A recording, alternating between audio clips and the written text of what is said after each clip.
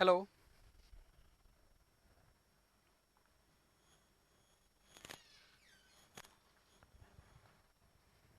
Hello, good afternoon.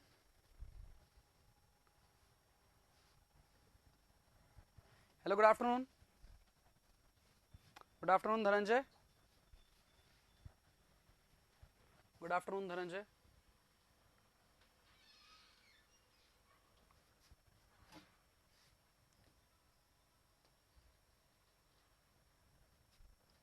Hello, good afternoon.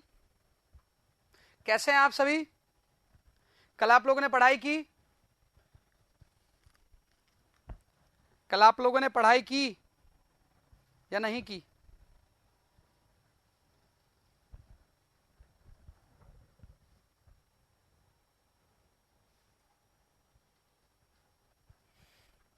चलिए, last lecture पर हम लोग देख रहे थे ब्रिक्स के बारे में।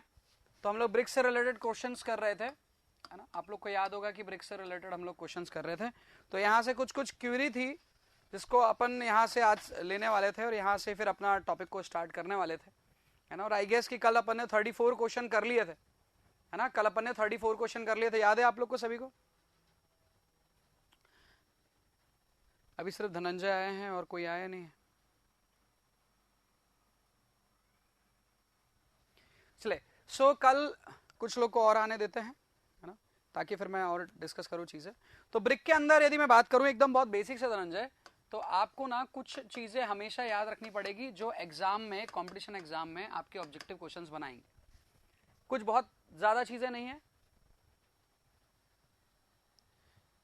वो। कल एक्चुअली मुझे नोट्स मिले नहीं थे, आज मुझे मिले नोट्स, है ना। तो आज मैं सेंड करूंगा, आज मैं सेंड कर दूंगा।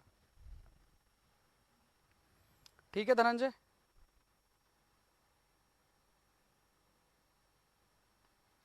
मैं आज सेंड करूंगा नोट्स। क्लियर है?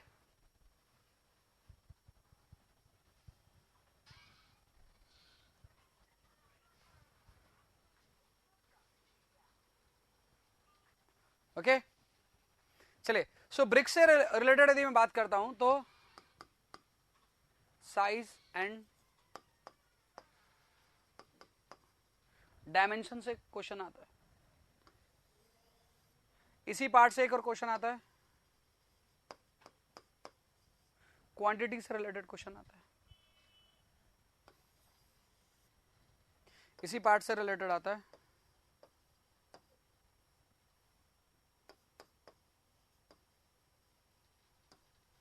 टॉलरेंस। टॉलरेंस मतलब साइज या डायमेंशंस उसके क्या होते हैं, क्या क्या बोला जाता है, मॉडलर बोला जाता है, स्टैंडर्ड ब्रिक बोला जाता है, क्या बोला जाता है, मोटार लगाने के बाद कितना हो जाएगा, उसकी क्वांटिटी मोटार के साथ कितनी होगी, उसकी क्वांटिटी मोटार के बगैर कितनी होगी, उन सब से रिलेटेड क्वेश्चंस भी आते हैं यहाँ से। उसके अलावा आता है आपके पास में टॉलरेंस से रिलेटेड क्वेश्चन कि टॉलरेंस कितना होगा, प्लस माइनस, वो आपको बताना होता है। क्लियर है? उसके अलावा आता है आपके पास पर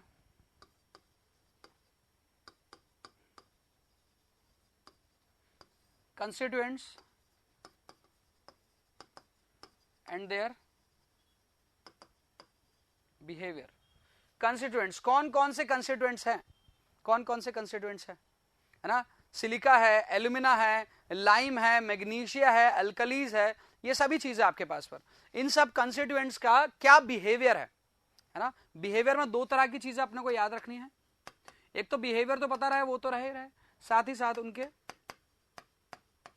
एक्सेस और एक्सेस को और लैकिंग। कम रहता है तो क्या होगा, एक्सेस में रहता है तो क्या होता है ना। ये चीजें आप लोग को यहां से पता रहना चाहिए। ये यदि पता चला तो आपके पास पर क्वेश्चन जो भी आएंगे ब्रिक्स से 50% पार्ट आप लोग को बन जाएगा। क्लियर है बात? इसके बाद मैं बात करता हूं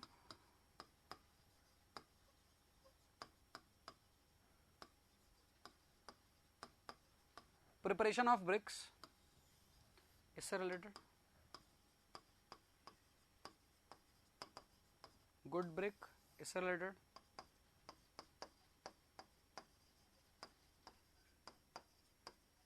क्लास ऑफ ब्रिक, इससे रिलेटेड।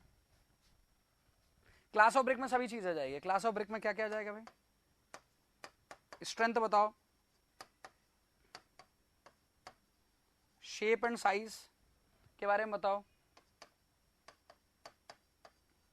कलर बताओ, वाटर एब्जॉर्प्शन बताओ कितना होगा, ये सभी चीजें आ जाएगी किसके अंदर पर, आपके पास पर क्लास ऑफ ब्रिक के अंदर पर। क्लियर है? तो क्लास ऑफ ब्रिक के अंदर पर ये सभी चीजें देखने को मिलेगी, और इतना पूरा का पूरा पार्ट से रिलेटेड आपको एक क्वेश्चन देखने को मिलेगा। और एक रहता है आपके पास पर मिसलेनियस, इसके अंदर पर कोड्स पूछ लिए जाएंगे आपसे, और कुछ आपके पास पर I can say them unknown data, इसके बारे में अवेयर नहीं है आप, तो इसके बारे में तैयारी नहीं कर सकते आप। हर 5 या 6 साल में एक बार यहां से क्वेश्चन आएगा, है ना, और वो आपको नहीं बनेगा और आप उसके लिए तैयारी नहीं कर सकते। क्लियर है? तो पहली चीज ये पता रहना चाहिए, ब्रिक जो आप पढ़ने वाले हैं या ब्रिक जो आप पढ़ते हैं या जो ब्रिक से जो क्वेश्चंस आते हैं वो कहां से आते हैं, कैसे क्वेश्चंस आते हैं। क्लियर है बात धनंजय? क्लियर है बात?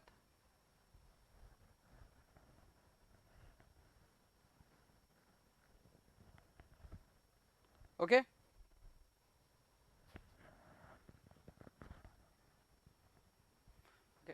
चलिए। सो आप में से कुछ ने पूछा था मुझसे कल, थोड़ा सा कुछ कुछ चीजों में डाउट था, तो उनको मैं क्लियर करता हूं अभी, है ना। कुछ कुछ स्टूडेंट ने पूछा था मुझसे कि सर कुछ कुछ क्वेश्चंस में डाउट है ना, कुछ कुछ मतलब वो क्वेश्चंस में डाउट किस किस तरह से हैं वो देख लेते हैं अपन।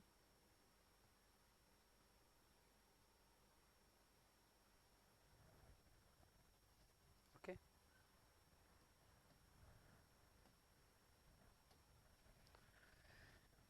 वो जो डाउट्स हैं वो डाउट्स को मैं बात करता हूं।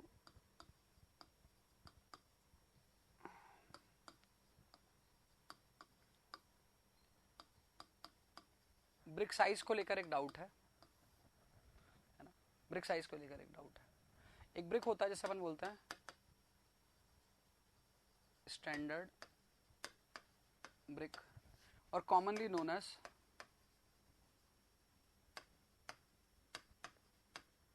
Modular brick.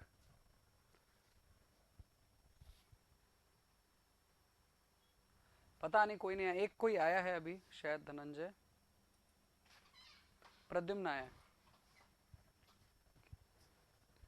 So standard brick, modular brick इसे ही बोलते हैं। Dimension 19 into 19 centimetre into 9 centimetre into 9 centimetre, है ना। Next with motor 20 centimetre into 10 centimetre into 10 centimetre. Clear है?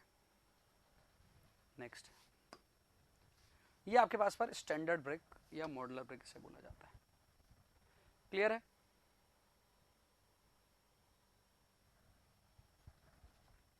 Next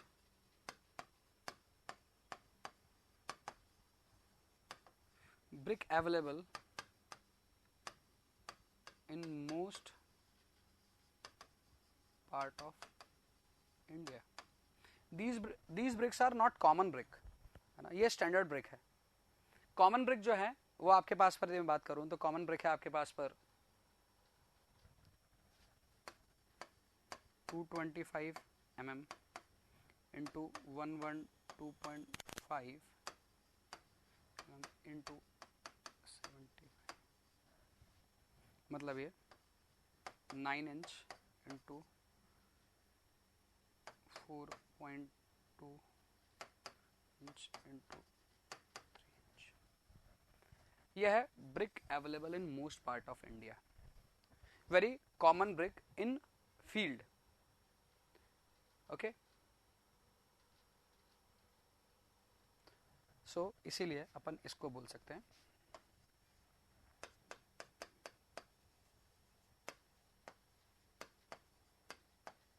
field BRICS.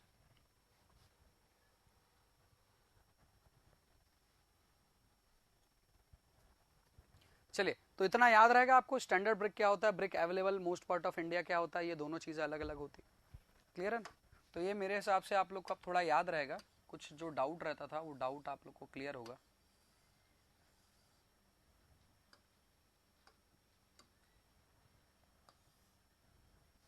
है ना?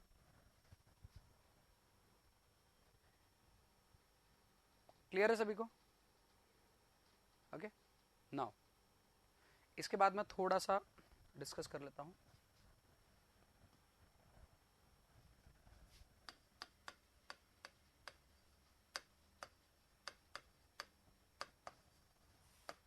क्लास ऑफ ब्रिक,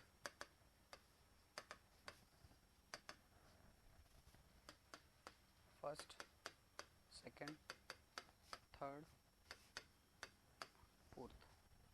बहुत ज़्यादा चीज़ें डिस्कस नहीं कर रहा हूँ मैं, जो आपको याद रखना पड़ेगा।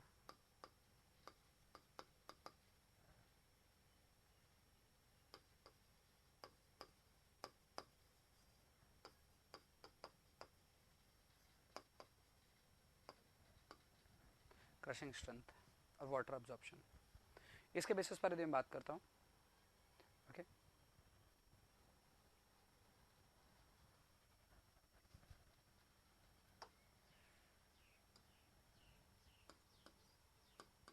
ट्वेल्व से 15%,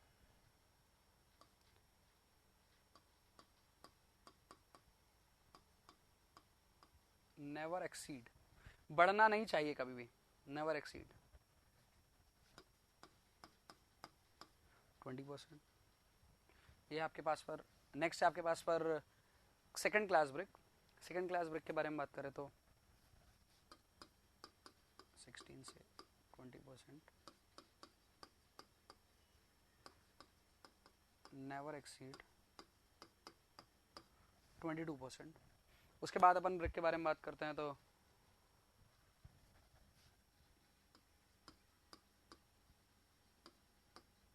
शुड बी लेस देन 25%। ये आपके पास पर है थर्ड क्लास के ब्रिक के बारे में। इसके बारे में बात करते हैं, लेस देन इक्वल टू 5%। ये आपके पास पर ब्रिक। क्लियर है?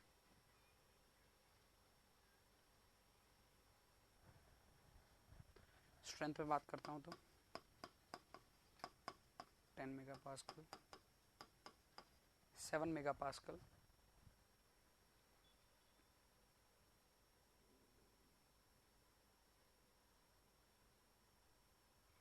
इसकी स्ट्रेंथ और कम, तकरीबन 3.5 मेगा पास्कल के आसपास मिल जाएगी। यह है थर्ड क्लास ब्रिक।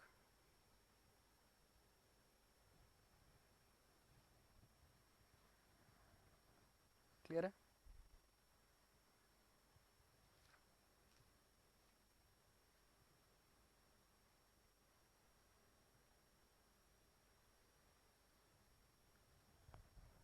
इसकी तकरीबन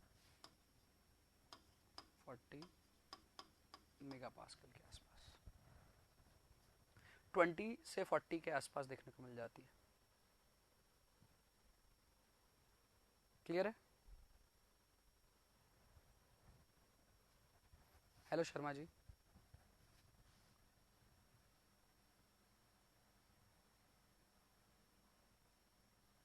हाँ बिल्कुल, किंग और किंग क्लोजर, क्वीन क्लोजर में ब्रिक्स होती है ना, बिल्कुल होती है, बिल्कुल होती है। वो बताऊंगा, वो तो जब ब्रिक मैजनरी बताऊंगा ना, ब्रिक मैजनरी, क्योंकि वो ब्रिक मैजनरी में यूज होती है, तो जब मैजनरी का पार्ट बताएंगे तब वहां देखेंगे।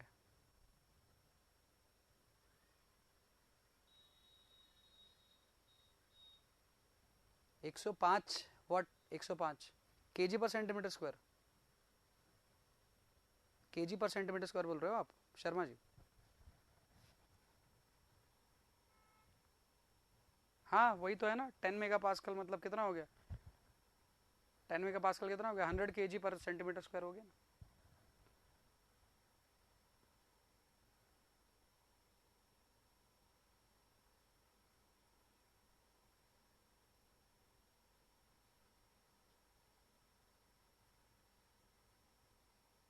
ओके,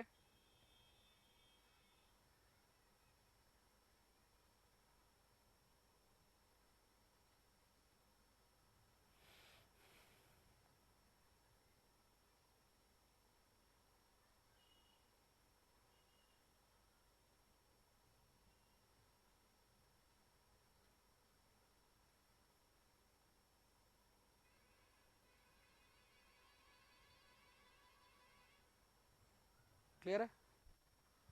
क्या बोल रहे हैं Sharma ji? Sir state JEE में कंक्रीट टेक्नोलॉजी नहीं है, डिप्लोमा में केवल बिटुमिन ही है।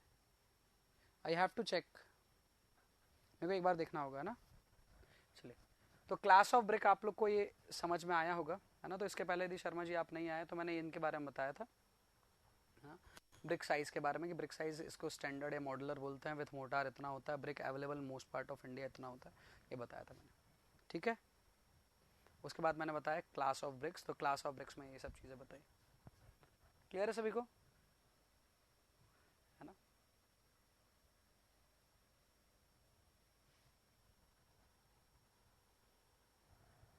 बहुत सारी चीज़ें आप लोग को पता भी है।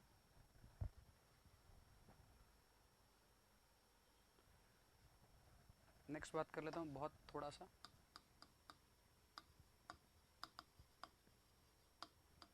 इंग्रेडिएंट्स ऑफ ब्रिक पता होना चाहिए आपको, क्या क्या है भाई। सिलिका, एलुमिना, लाइम, मैग्नीशिया,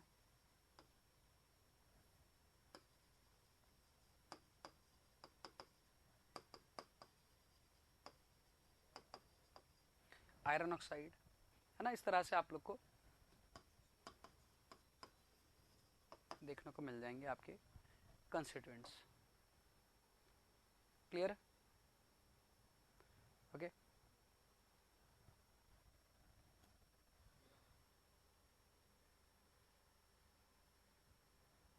क्या बोल रहे हैं, फील्ड ब्रिक प्लीज अभी बताता हूँ।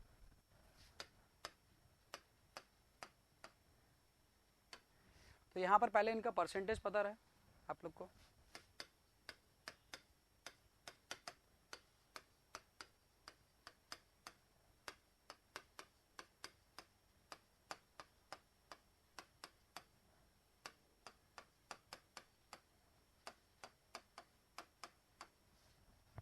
कुछ इस तरह से आपके पास पर कंसिडरेंट है, इन्हें हम बोलते हैं माइनर इंग्रेडिएंट्स, इसे हम बोलते हैं मेजर इंग्रेडिएंट्स। आप लोग को सब पता है, इसलिए मैं इनका इफेक्ट ये सब चीजें अभी शो नहीं कर रहा हूं, पहले तो इतना आपको पता रहना चाहिए।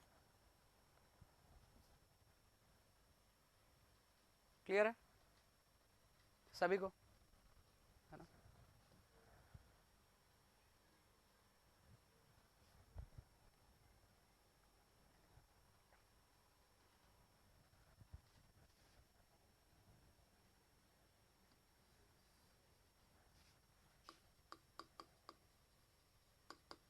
स्ट्रेंथ, शेप,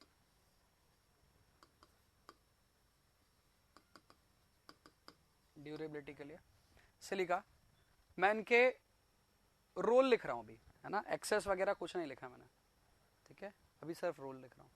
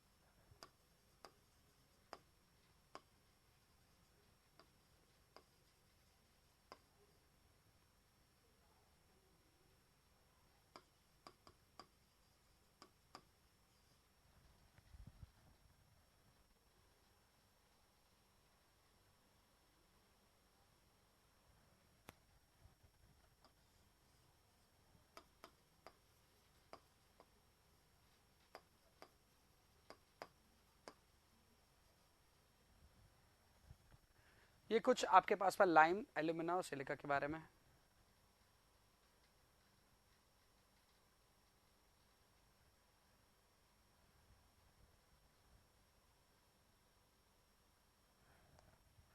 ये जनरली इम्प्योरिटीज ही क्रिएट करती है आपके पास पर, तो पहले तो इनके बारे में आपको ये पता रहना चाहिए। क्लियर है सभी को? सभी को पता रहना चाहिए। क्लियर है इतना यहां तक? यहां तक क्लियर है सभी को? मैं वो टर्म लिख रहा हूं जो एग्जाम में पूछे जाते हैं, इसलिए है ना, वही टर्म लिख रहा हूं जो एग्जाम में पूछे जाते हैं। ठीक है,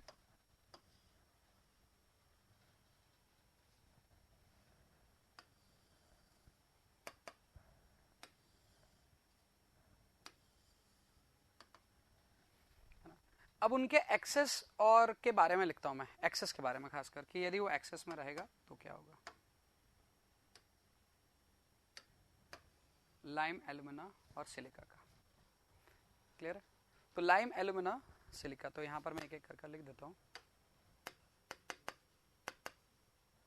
सिलिका है, एल्यूमिना और लाइम, इधर भी देख लूंगा, मैग्नीशिया को भी देख लूंगा, है ना। तो यदि सिलिका ज्यादा हो जाता है तो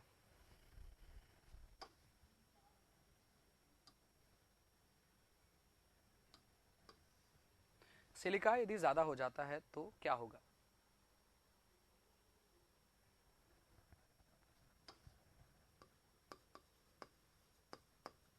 मेक ब्रिक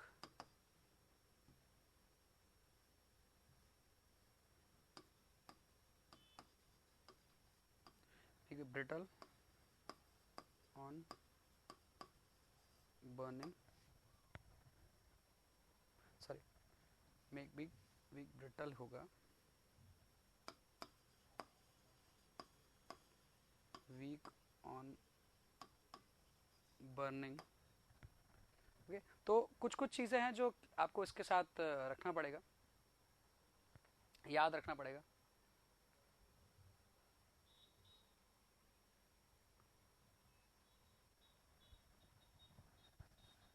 इतना दो चीज भी चल जाएगा आपको।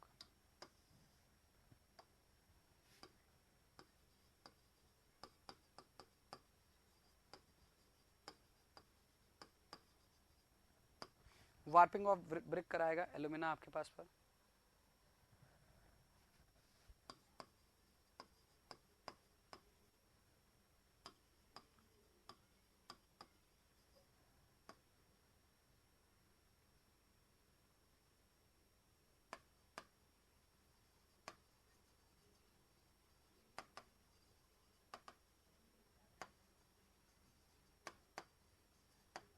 बहुत कम इफेक्ट देखने को मिलता है ड्राइंग के बाद, यदि ये ज्यादा होगा तो इसके लाइम के बाद बहुत कम इफेक्ट देखने को मिलता है।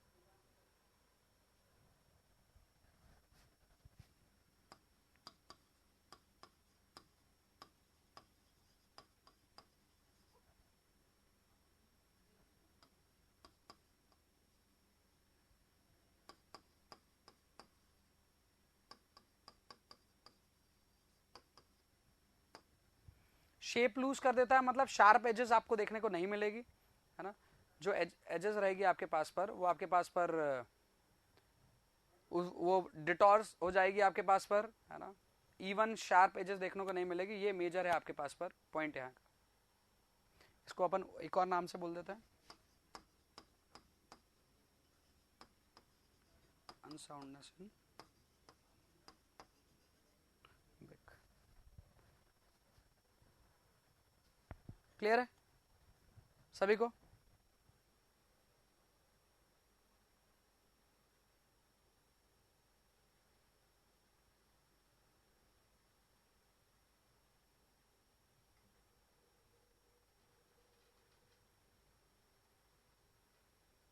क्लियर है? इसको देख लेते हैं, क्या है आपके पास ये मैग्नीशिया। मैं एक्सेस लिख रहा हूं,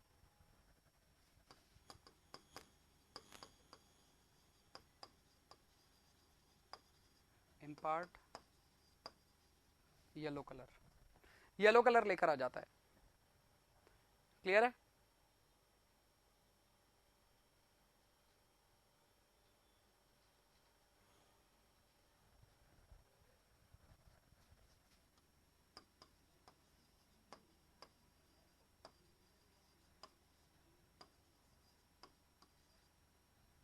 reduce rate of setting of silica. Clear? इतना याद रहेगा सभी को?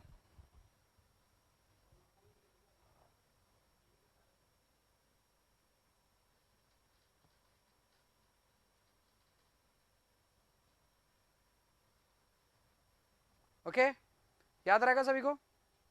स्क्रीनशॉट जो भी लेना हो आप लोग ले लें, याद है तो बहुत अच्छा है, रिवाइज हो गया होगा यदि याद है तो, है ना? ठीक है,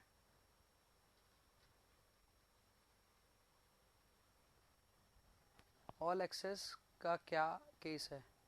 अरे ऑल एक्सेस कहने का मतलब है, देखो भाई अनसाउंड हो जाएगा ब्रिक, सब बढ़ जाएंगे तो, अरे भाई देखो इंग्रेडिएंट की इधर देखो, सबके परसेंटेज तो फिक्स है ना, फिक्स मतलब ये टोटल मिलाकर 100% ही होगा ना, सब बढ़ जाएंगे तो क्या 200% हो जाएगा? ये सबके एक्सेस का इफेक्ट लिखा है मैंने, ये यदि एक्सेस हो जाता है तो क्या होगा, ये यदि एक्सेस हो जाता है, ये यदि एक्सेस, ये भी सर सब एक साथ एक्सेस हो जाएंगे। अरे कैसे हो सकता है भाई, परसेंट तो 100 ही है ना, ये 50-60 की जगह 70 हो गया तो बाकी कम हो जाएंगे, ये 20-30 की जगह 40 हो जाएगा तो वो ऊपर वाला कम हो जाएगा। क्लियर है प्रद्युम्न?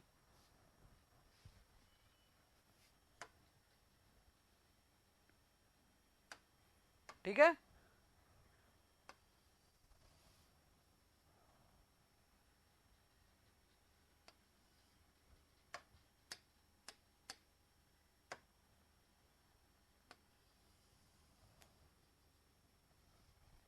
अभी आयरन ऑक्साइड के बारे में बता रहा हूं मैं थोड़ा सा, है ना, आयरन ऑक्साइड के बारे में कि आयरन ऑक्साइड का क्या होगा। ओके,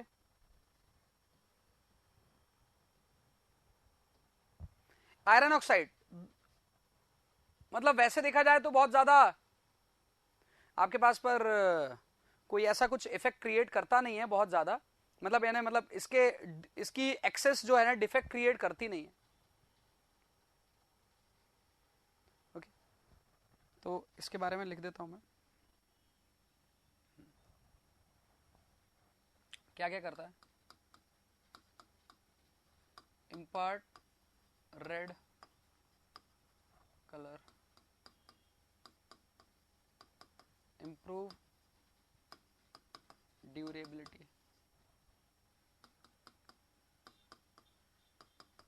improve हार्डनेस, इन सब चीजों में काम करता है कौन आपके पास पर, iron oxide.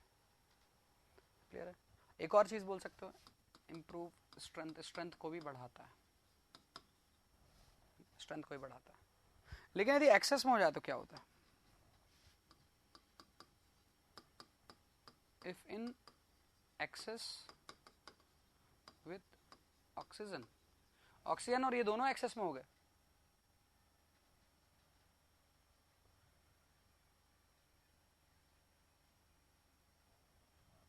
if in excess in oxygen, excess with oxygen make black or brown colour, black और ब्राउन कलर का ब्रिक बना देता है। क्लियर है बात?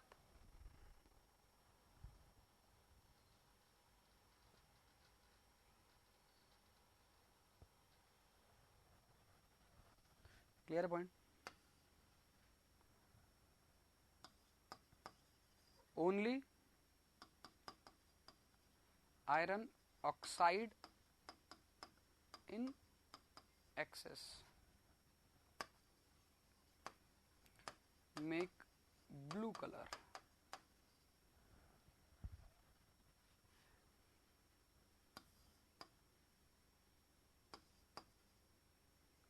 only oxygen in excess make dark और ब्राउन कलर। ध्यान से देखिए मैंने क्या क्या चीजें लिख रखी है, अकेला एक्सेस में होगा तो ब्लू कलर, ऑक्सीजन एक्सेस में होगी तो थोड़ा डार्क कलर होगा, मतलब रेडिश डार्क हो जाएगा या ब्राउनिश कलर के आसपास हो जाएगा। लेकिन दोनों ही एक्सेस में हो गए तो फिर आपको ब्लैक और ब्राउन कलर मिलेगा। तो ब्लैक कलर के लिए रिस्पॉन्सिबल दोनों की एक्सेस है। क्लियर है बात?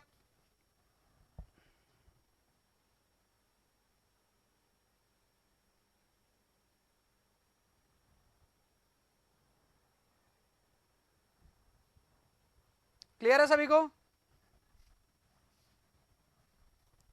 अरे भाई क्लियर है क्या? जल्दी बताओ।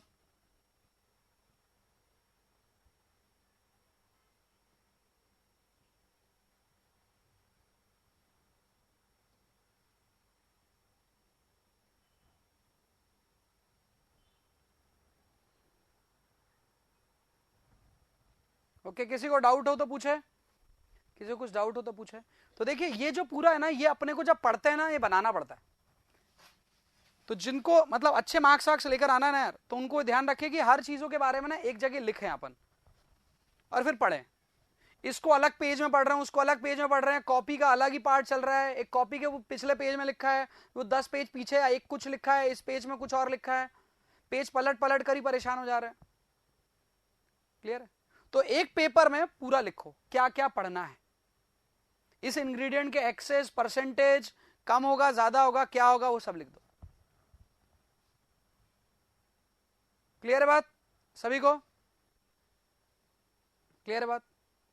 किसी को डाउट?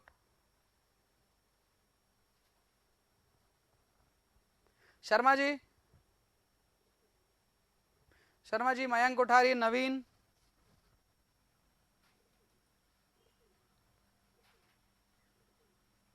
जितेंद्र,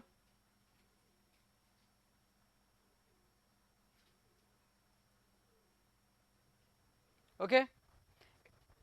सो थोड़ा सा पढ़ने का ना, बीएमसी को पढ़ने का तरीका थोड़ा सा ऐसा रहता है, यदि अपने को बहुत ज्यादा चीजें याद रखनी है तो, बहुत ज्यादा, क्योंकि डेटा बहुत ज्यादा है ना, बहुत सारी चीजें याद रखनी है, तो कोरिलेशन अपने को देखना होता है, किसका क्या कोरिलेशन एक साथ। ओके, ये मैंने जो लोग लेट आए उनको बता दूं, ये मैंने पहले बताया था। ब्रिक साइज आप लोग को क्या देखने को मिलता है? तो ब्रिक साइज आपको देखने को मिलता है स्टैंडर्ड ब्रिक या मॉडुलर ब्रिक बोलते हैं, 19x9x9 का, है ना। उसके बाद विथ मोटार यदि मैं बात करता हूं तो विथ मोटार हो जाता है 20x10x10 का। Okay, most part of the India में जो ब्रिक देखने को मिलता है आपके पास पर, वो देखने को मिलता है 225 mm इंटू 11 112.5 इंटू 75, मतलब 9 inch into 4.5 inch into 3 inch का ब्रिक।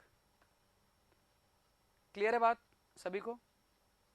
ये वाला पार्ट आपसे कभी यदि पूछा गया तो पूछ सकते हैं, लेकिन फिर भी मैं बात करूं तो आपके पास पर ये ब्रिक है।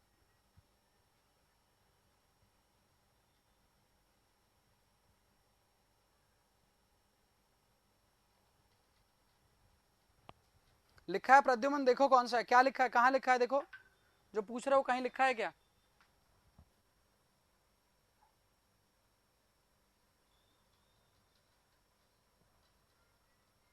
दिख गया? दिख गया ना? कल मैंने वो बता दिया था आप लोग को, क्लास वगैरह वाला, है ना। और ये आपके पास पर ब्रिक से जो क्वेश्चंस आते हैं वो इस पॉइंट से आते हैं। पहले बताया था मैंने, साइज एंड डायमेंशन से, उनकी क्वांटिटी से, उसके टॉलरेंस लिमिट से, या फिर आएगा क्वेश्चन कंस्टिट्यूएंट से and their behaviour, excess and lacking. तो ये वाला पार्ट मैंने पहले डिस्कस कर लिया, ये वाला पार्ट। उसके बाद आपके पास है preparation of brick, good brick क्या होता है, classes of brick on the basis of strength, shape, colour and water observation, तो ये भी मैंने अब डिस्कस कर लिया था अभी। और मिसलिनियस, इसमें आईएस कोड वगैरह इन सब चीजें पूछी जा सकती है मिसलिनियस में, और ब्रिक टाइल्स और ये सब चीजें पूछी जा सकती है। नवीन कुमार, गुड आफ्टरनून।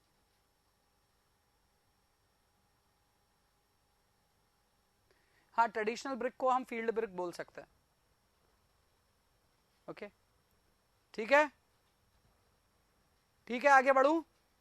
देखिए मैं थोड़ा सा पार्ट ले रहा हूं आप लोग का आज, क्योंकि मैंने कल आप लोग को थोड़ा टाइम दिया कि आप लोग बताओ कि आप लोग को क्या पता है। तो आप लोगों ने मुझे बहुत सारी चीजें बताई, तो उसके बेसिस पर मुझे जो लगा कि इतना चीज आप लोग को दे दूंगा ना, तो एकदम उसके बाद आपके पास पर स्कोप ही नहीं बचेगी, क्वेश्चन की स्कोप नहीं बचेगी कि आपसे किधर से चैलेंज दे आपको।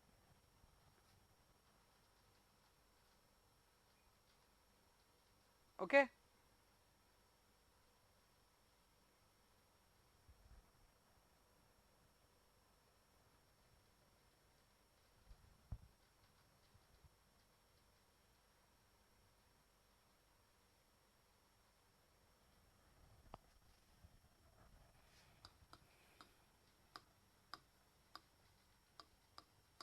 हार्मफुल सब्सटेंसेस, हार्मफुल सब्सटेंसेस कौन कौन से?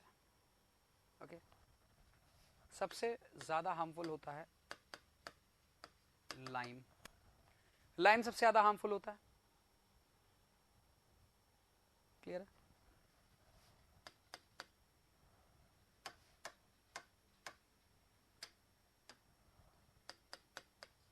if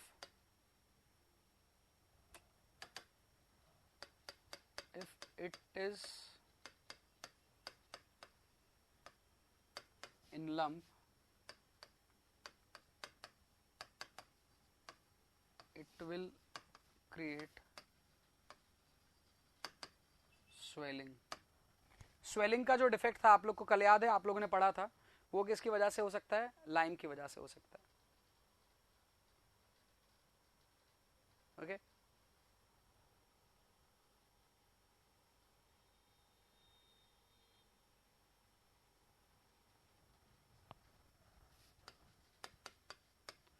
also responsible for the change of color from red to yellow in excess. Excess में ये एक तरह का और डिफेक्ट देखने को मिलता है, तो हार्मफुल है बहुत ज्यादा यदि आपको देखने को मिलता है.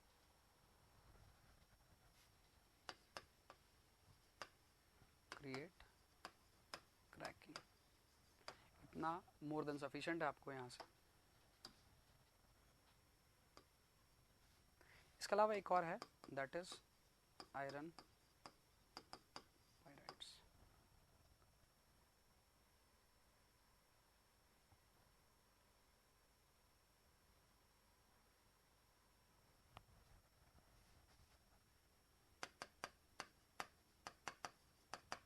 Oxidise brick during burning and make it split into two part. दो पार्ट में ब्रिक जो रहता है आपके पास पर. नवीन मैंने बता दिया नोट से रिलेटेड क्या थी बात इसके बारे में. ओके, तो ये आपको इतना पार्ट पता रहना चाहिए, ब्रिक दो पार्ट में डिवाइड हो सकता है.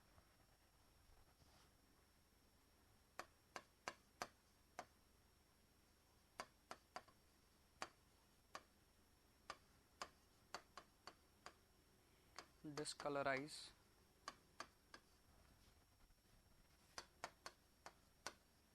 इसका जैसा कलर आने वाला वैसा कलर नहीं आएगा, उसके लिए रिस्पॉन्सिबल हो सकता है iron park.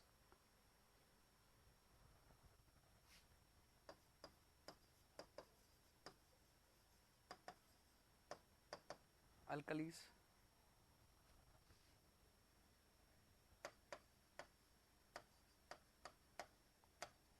reaction with unwanted particle और अनवांटेड पार्टिकल और केमिकल के साथ इसका रिएक्शन हो सकता है.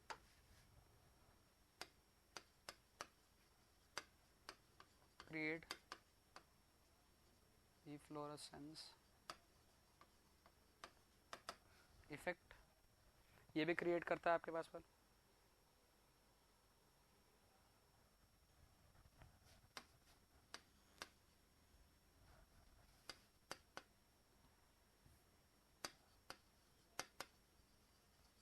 saturation in brick respect to moisture. Moisture gain कर कर ये अपने आप को क्या कर लेता है, मतलब ब्रिक जो रहता है वो गीला हो जाता है. गीला मतलब आपके पास पर ड्राई ब्रिक नहीं रहेगा, पूरा वेट ब्रिक हो जाएगा, तो वो स्ट्रेंथ भी लूज कर जाएगा फिर फ्यूचर में.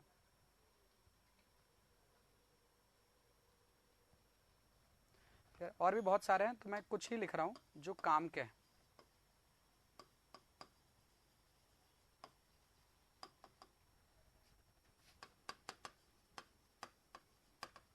Effects after burning are undesirable. जैसा हम चाहते हैं वैसे नहीं मिलते हैं इसकी जलने की वजह से, क्योंकि ऑर्गेनिक सब्सटेंस है, कार्बन कंटेंट इसके अंदर पर ज़्यादा होगा, जिसकी वजह से इफेक्ट शो करेगा आपको. जैसा हम चाहते हैं वैसा नहीं दिखने को नहीं मिलेगा.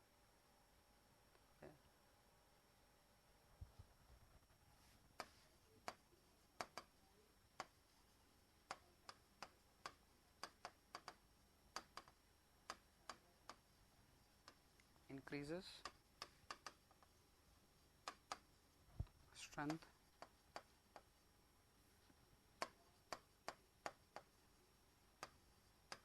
decreases.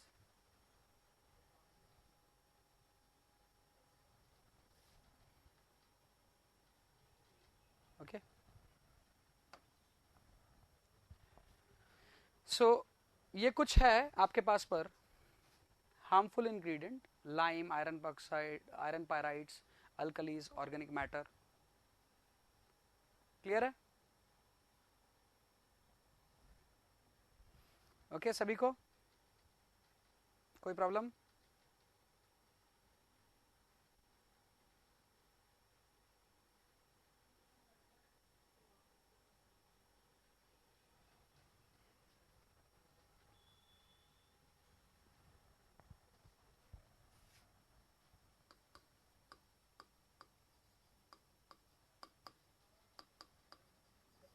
मैन्युफैक्चरिंग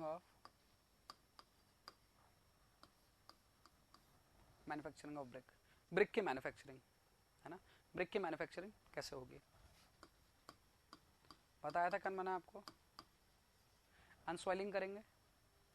अनसॉइलिंग करने का मतलब क्या है आपके पास पर, है ना, कि आप ऊपर की मिट्टी को थोड़ा थोड़ा सा हटा देंगे, है ना, और वहां के पार्ट को क्लियर कर देंगे. वहां से मतलब जो भी आपके पास पर अनवांटेड पार्टिकल होगा उसको हटा देंगे. उसके बाद क्या करेंगे?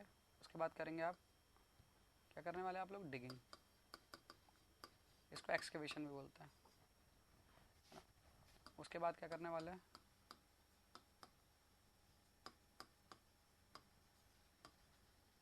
Preparation of clay.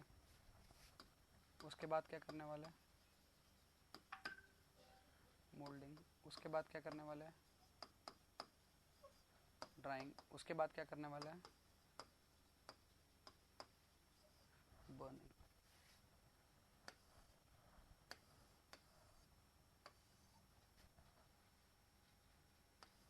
इसमें भी मैं बात करता हूँ. तो क्या करते हैं अपन सबसे पहले प्रिपरेशन ऑफ क्ले में?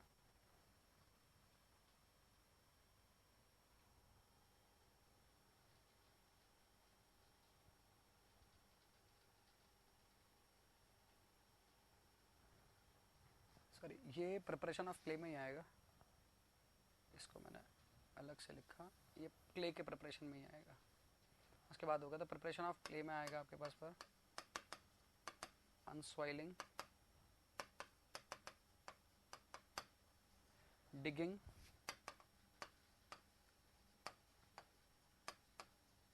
Weathering, blending, tampering. ये पूरा का पूरा पार्ट आएगा. और ये जैसे ही हो जाएगा आपके पास पर फिर आएगा moulding, drying and burning. Okay. So इस तरह से अपन ब्रिक को प्रिपेयर करते हैं. ओके. तो कल भी इससे रिलेटेड भी क्वेश्चन अपन लोगों ने किए थे. तो आई गेस कि आप लोग को इतना पार्ट समझ में आएगा. और इसके अलावा यदि कुछ और रहता है तो I will take it further.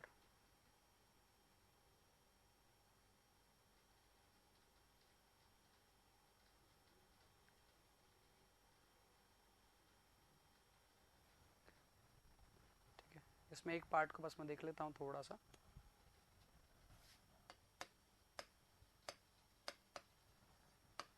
Burning of brick. 3 stage में अपन बर्निंग ऑफ ब्रिक के बारे में बात कर लेते हैं.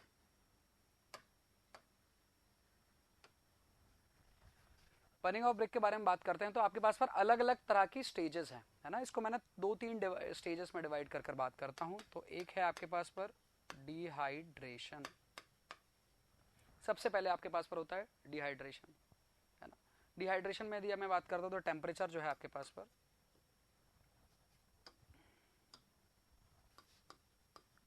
400 डिग्री सेल्सियस से 650 डिग्री सेल्सियस के आसपास देखने को मिल सकता है डिहाइड्रेशन में। हाँ, बता देता हूँ वेदरिंग क्या होगा, है ना। इसके अंदर पर क्या होता है आपके पास पर,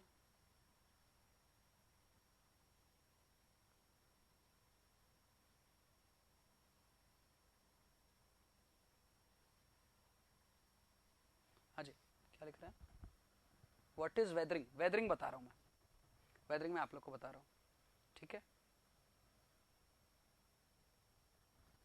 इसे अपन एक और नाम से बोल देते हैं, that is smoking stage. Water evaporation होता है ना, वाटर इवोपरेट हो जाता है और पूरी की पूरी जो आपके पास पर जो हीट रहती है वो पूरे के पूरे आपके पास पर ब्रिक तक क्या हो जाती है, ट्रांसमिट हो जाती है। क्लियर है। नेक्स्ट आपके पास पर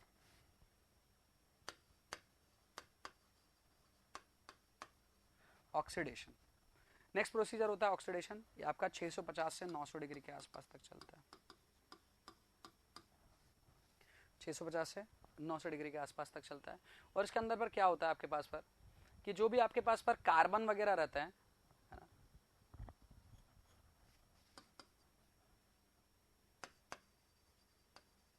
कार्बन रिमूवल हो जाता है,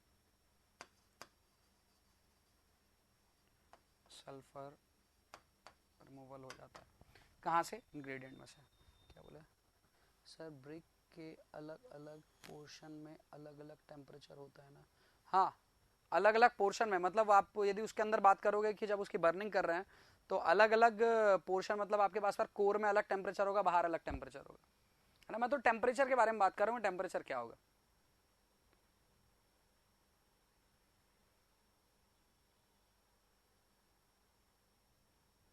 ओके, तो पहले कार्बन रिमूव होता है, फिर सल्फर रिमूव होता है।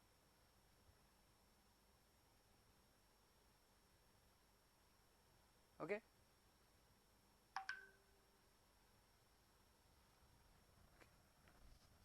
और उसके बाद अपन बात करते हैं ऑक्सीडेशन के बाद अपन बात करते हैं वर्टिफिकेशन।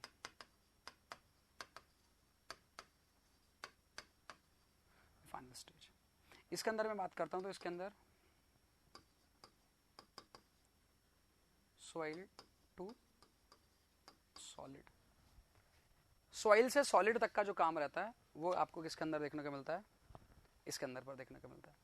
ओके, सॉइल से सॉलिड तक हो गया और 900 डिग्री था, इससे 1100 डिग्री सेल्सियस तक चलता है। ओके, तो ये आपके पास में बर्निंग की प्रोसेस है। तो आपसे ये पूछा जा सकता है कौन पहले होता है। क्लियर है, याद रखेंगे आप लोग, याद रखेंगे। सबसे पहले क्या होता है, वाटर का एवापोरेशन और टेम्परेचर का हर जगह डिस्ट्रीब्यूशन। टेम्परेचर जब हर जगह डिस्ट्रीब्यूट हो जाता है तो आयरन ऑक्साइड जो रहता है, जो आयरन है वो किस में कन्वर्ट हो जाता है, ऑक्साइड में, आयरन के ही ऑक्साइड में, है ना। मतलब आयरन से क्या हो जाता है, वो फेरिक से हो जाता है, वो फेरिक ऑक्साइड हो जाता है। और क्या होता है, कार्बन रिमूव होता है और सल्फर, तो पहले ये रिमूव होता है और सेकेंडली ये रिमूव होता है। उसके बाद क्या होता है, उसके बाद वेट्रिफिकेशन होता है। इसमें क्या होता है, इसमें सॉलिड फॉर्म में कन्वर्ट होने लगता है, सॉलिड फॉर्म में उसमें कलर आने लगता है ना, कलर आ जाएगा और आपके पास पर हार्ड मास में कन्वर्ट होने लगेगा, ये सब चीजें कन्वर्ट हो जाएगी। क्लियर है। तो सॉइल टू सॉलिड, जो सॉइल अपनी थी सॉइल से सॉलिड तक का पार्ट यहाँ पर हो जाता है ना। रेंज आपको देखने को मिल रहा है 400 से 1100 डिग्री। तो ये ऑक्सीडेशन और डिहाइड्रेशन इसके अंदर पर होता है। उसके बाद आपके पास पर ये सॉलिड मास में कन्वर्ट करने का टेम्परेचर है।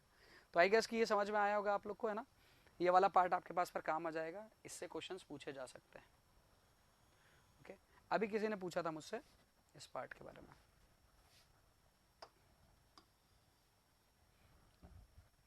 ये सॉइल है यार, है ना, ये सॉइल थी, पड़ी थी, यहाँ पर कुछ स्टोन पड़ा हुआ है, कुछ ऐसा, कुछ अंदर पर कुछ ऐसा, ऐसा कुछ कुछ पड़ा हुआ है। क्लियर है? अरे क्लियर है ना? कौन पूछा था मुझसे? धनंजय पूछा था। ठीक है धनंजय?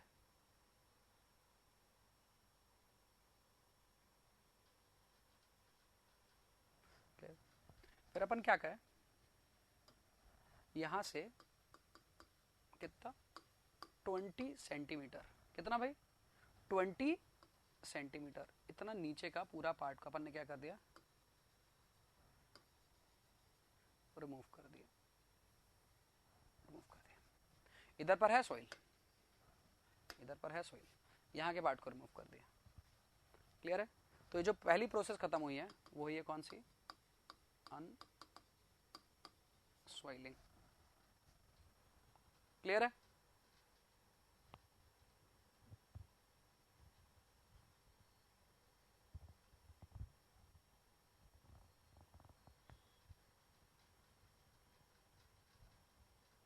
क्लियर है? इसके बाद थोड़ा सा और ये वाली सॉइल को लिया अपन ने, ये वाली सॉइल को लेकर अपन ने वाली सॉइल को ले आकर यार यहां से ले आकर आपने यहां रख दिया, यहां पर रख दिया। ठीक है, कैसे?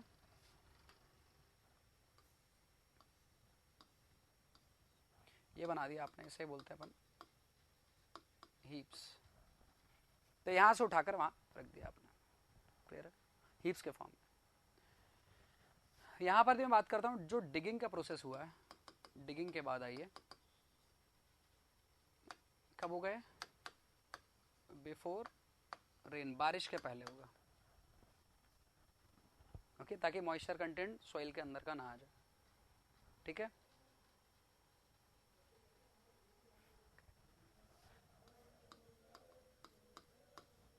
सिक्सटी से 120 सेंटीमीटर का एक ही बना दिया अपन, ऐसे बहुत सारे ढेर बना दिए।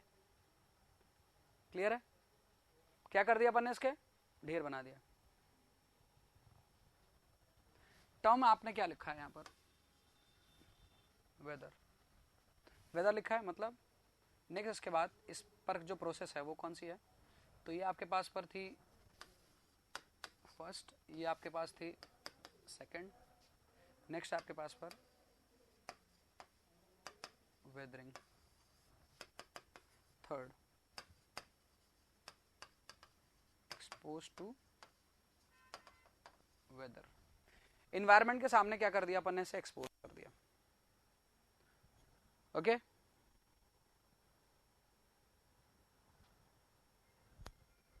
ओके, कुछ और थोड़ा सा काम कर देते हैं।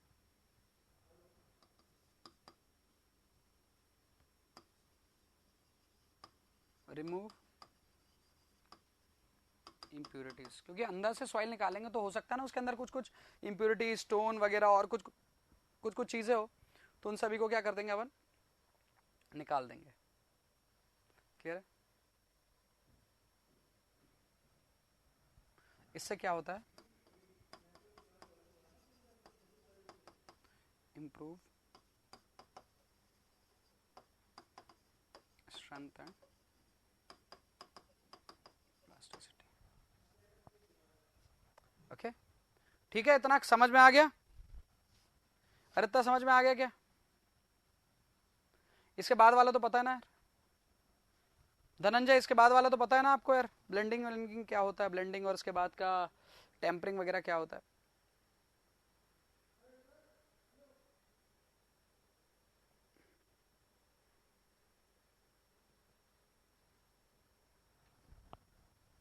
ओके, चलिए, तो आई थिंक समझ में आ गया होगा आपको ये पार्ट भी, कि पहले अनसॉइलिंग किया, फिर डिगिंग किया, फिर डिगिंग के बाद वेदरिंग किया।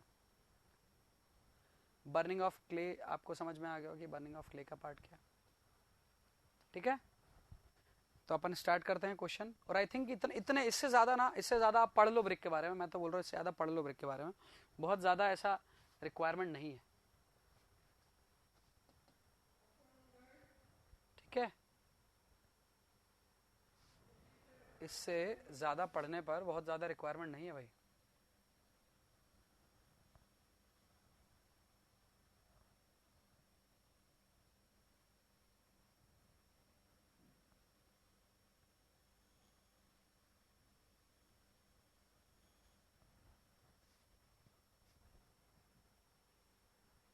ओके, तो कल अपन ने यहां तक कर लिया था,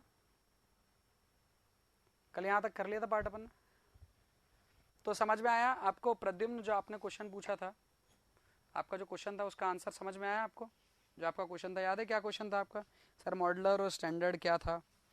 और शर्मा जी आपको समझ में आया कि आपने जो ब्रिक्स के बारे में और कुछ पूछा था तो वो भी चीज क्लियर हुई होगी, है ना?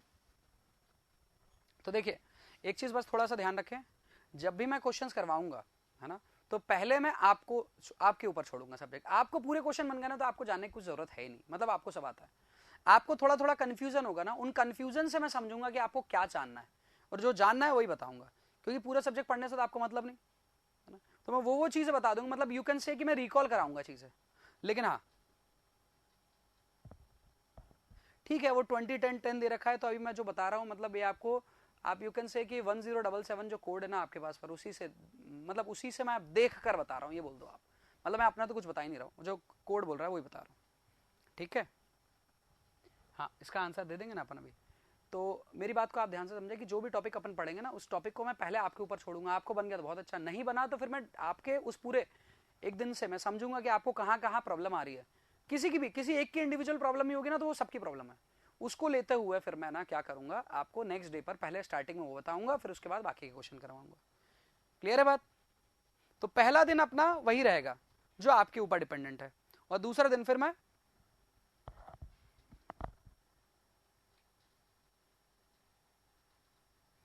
कि आर्चेस में यूज नहीं होता बुलनोस, मैं आपको मतलब पिक्चर्स दिखा देता हूं यदि होगी यहां पर, तो यदि मिल जाए तो बहुत अच्छा।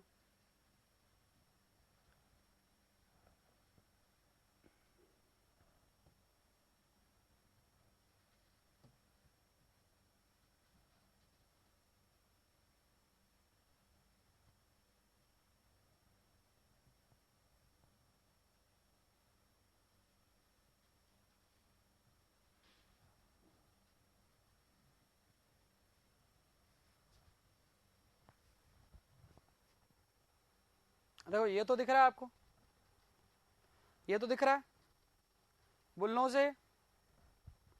क्लियर है? बुलनोज है कहां पर है? वॉल पर है और कॉर्नर पर वॉल के, ठीक है? ये क्लियर है ना? देखो ये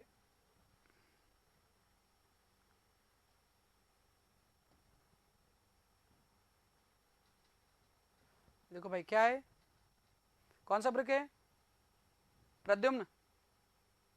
देखने को मिल रहा है कौन सा ब्रिक है?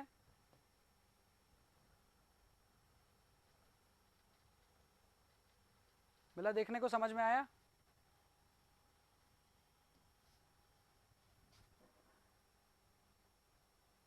ये घर का पास रूफ है, आर्च बना हुआ है। कौन सा ब्रिक समझ में आ रहा है? यदि थोड़ा लाइट क्लियर होगा आपको तो कौन सा समझ में आ रहा है? बुल्लो समझ में आ रहा है?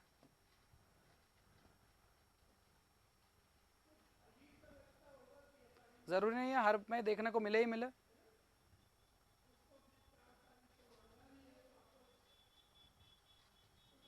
यहां पर थोड़ा सा दिख रहा होगा,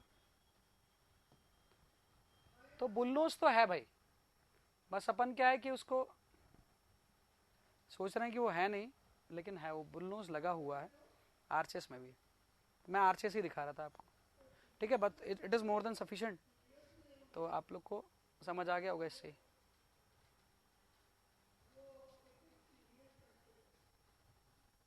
चलिए ठीक है, इससे समझ आ गया होगा यार। और यदि नहीं आया तो फिर आपको वही वाला आंसर करना है जो वो बुक बता रही है ना? ठीक है, चले आगे बढ़े।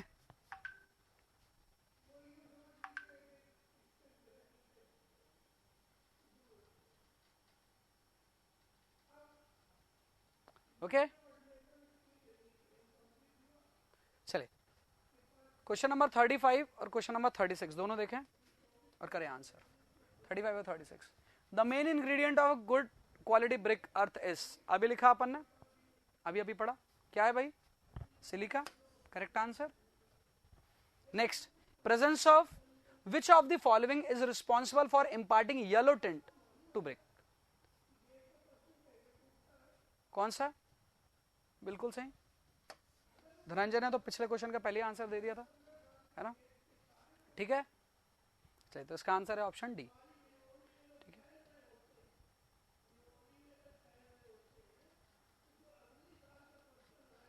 क्वेश्चन नंबर 37 बताएं।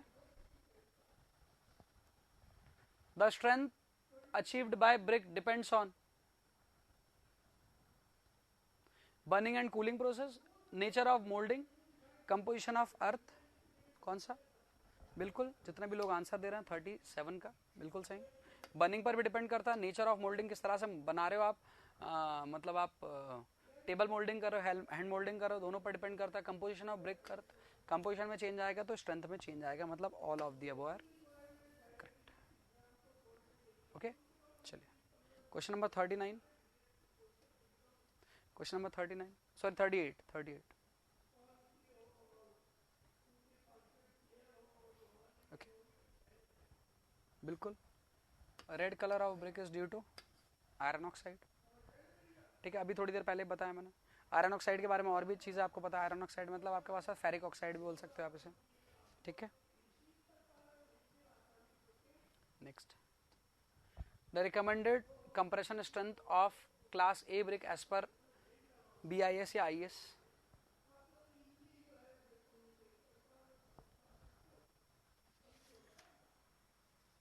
हाँ जी,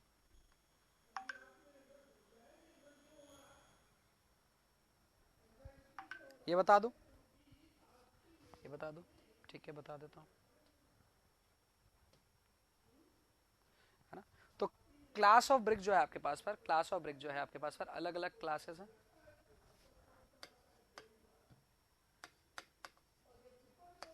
क्लासेस, कंप्रेसिव,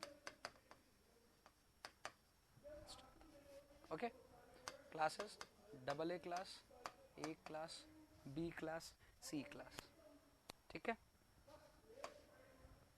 ओके। हाँ जी, बहुत सारे लोग आंसर दे रहे हैं, बता देता हूँ पहले मैं। 14 न्यूटन पर mm स्क्वायर, 10 न्यूटन पर mm स्क्वायर, 7 न्यूटन पर mm स्क्वायर, 3.5 न्यूटन। ये 10 की जगह इसको 10.5 कर लो तो ज़्यादा सही होगा। ठीक है,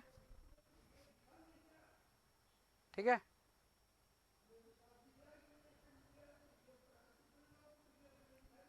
क्लियर है? चलिए चलते हैं क्वेश्चन पर।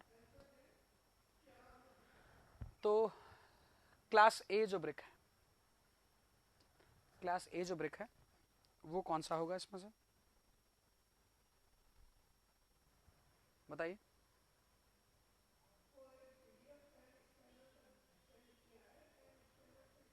नियर बाय देखो,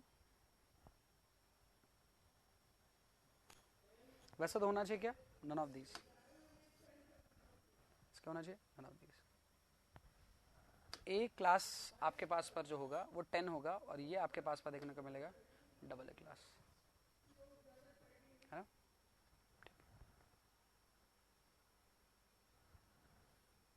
क्या क्या?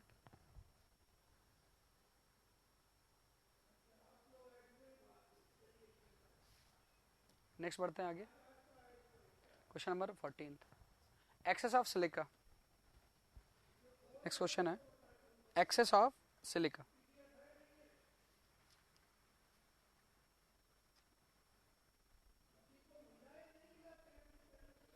बताइए, अभी बताया मैंने एक्सेस ऑफ सिलिका।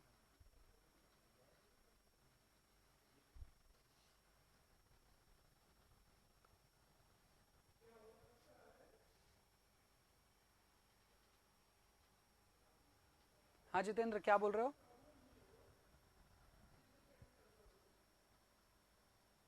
जितेंद्र उसमें नन ऑफ दीज ज्यादा करेक्ट रहेगा। पिछले क्वेश्चन में जितेंद्र नन ऑफ दीज ज्यादा करेक्ट रहेगा।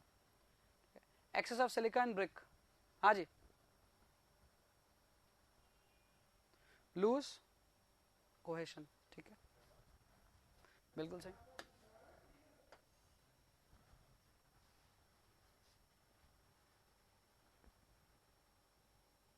फट्टी का ये बताने वाले सही है। नेक्स्ट, पग मिल इज यूज्ड फॉर, पग मिल कल बताया था मैंने इसके बारे में।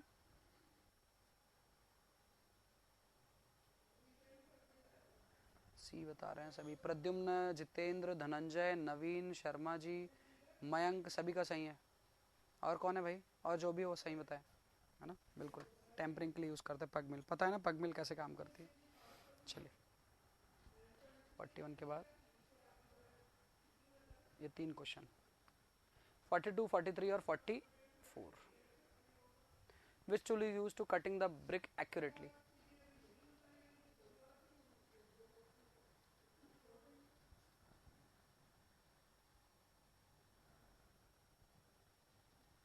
हाँ जी, 42, 43, 44। ये वैसे क्वेश्चन होते हैं जो एक आध बार आता है, एक आधी क्वेश्चन रहता है। हाँ बिल्कुल, कोई बात नहीं पता है तो कोई बात नहीं, आगे बढ़े। नेक्स्ट 43, 44 दे। Fire brick are made from,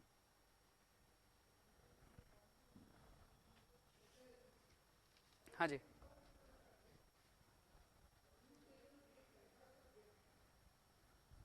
ठीक है।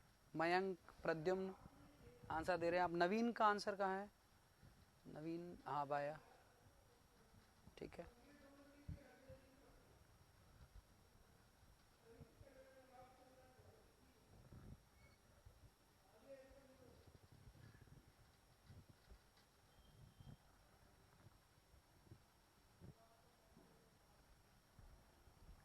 चलिए देखते हैं, आंसर बताता हूँ। तो ब्रिक को और स्टोन दोनों को कट करने के लिए इक्विपमेंट यूज होता है। थोड़ा ना ऐसा दिखता है वो, कैसा,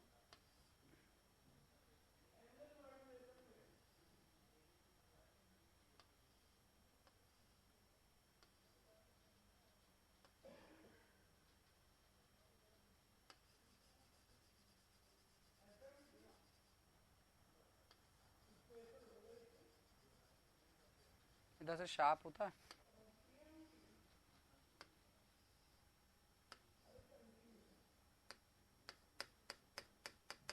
तो जिस तरह का इक्विपमेंट है ना, इसे अपन बोलते हैं, ये कटिंग के लिए काम आता है। ओके, क्या बोल रहे हैं सर? फायर प्ले कंपोजिशन में एल्यूमिना इंक्रीज करते हैं न क्या? कंपोजिशन बता दो किसकी? फायर क्ले की।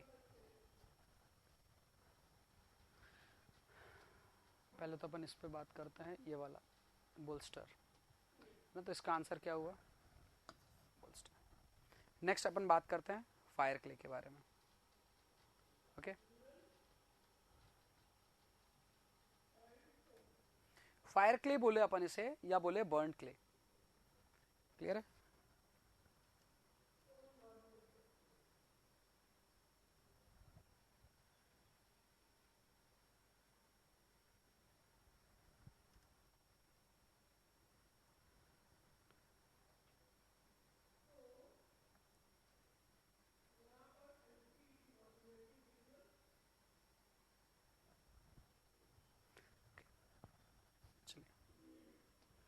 क्या बोल रहे थे नवीन? तो यहां पर मैं बात करता हूं, तो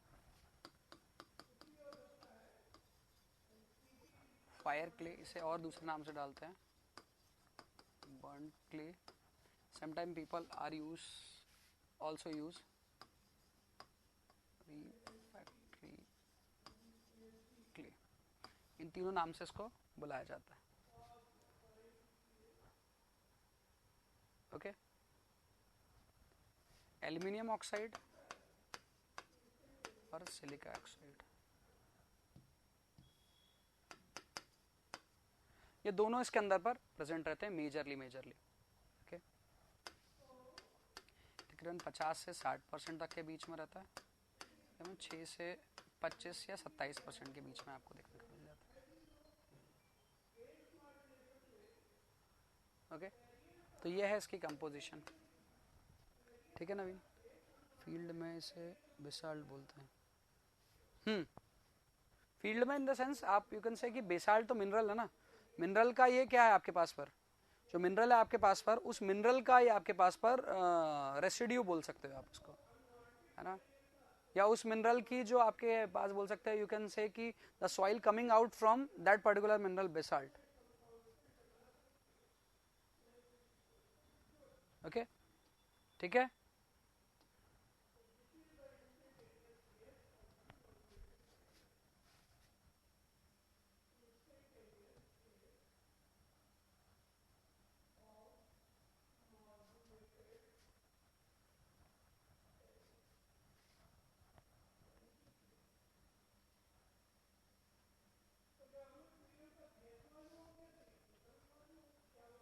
ये देखो, ये दिख रहा है tool Pradyumna,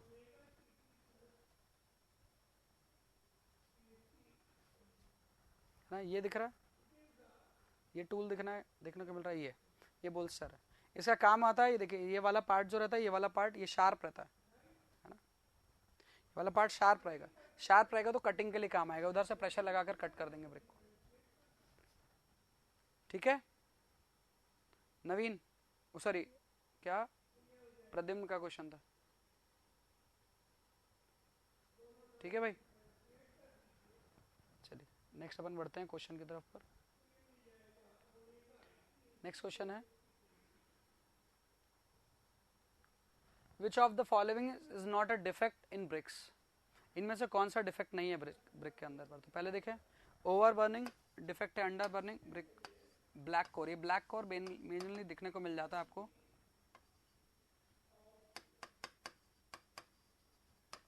access of lime की वजह से भी।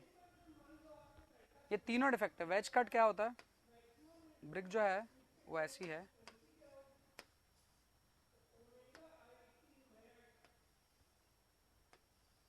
थोड़ी सी इस शेप की, यहां से इतना पार्ट ना हट जाता है,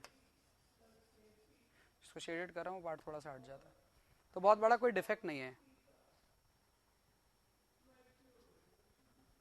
अरे वो ट्रॉवेल से जो क्रैक करते हैं वो प्रॉपर क्रैक थोड़ी ना आता है प्रद्युम्न, प्रॉपर क्रैक आता है क्या, बताओ भाई। प्रॉपर क्रैक नहीं आता ना, प्रॉपर दो पार्ट में डिवाइड नहीं होता, प्रॉपरली डिवाइड करना है टू पार्ट में, उसके लिए था आंसर सभी लोग ने कर दिया था इसका पिछले क्वेश्चंस का ना, आगे बढ़ा रहा हूं मैं।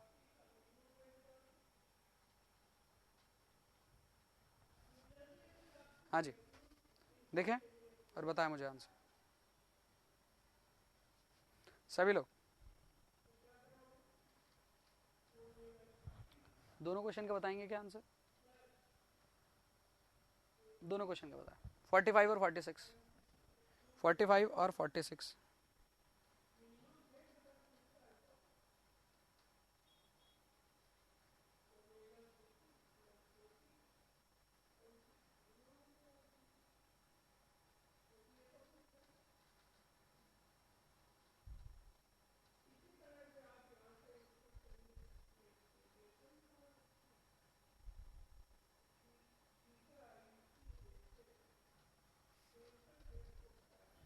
हाँ जी,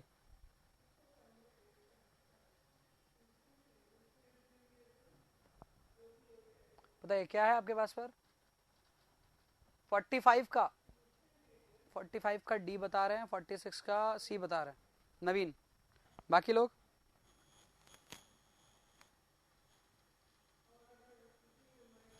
बाकी लोग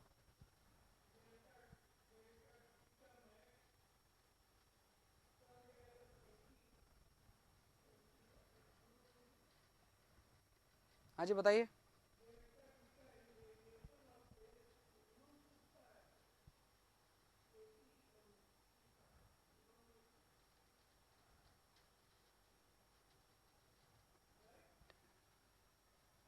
नेक्स्ट क्विज अभी डिसाइडेड नहीं है, मैं भी ले सकता हूँ, कोई और भी ले सकता है।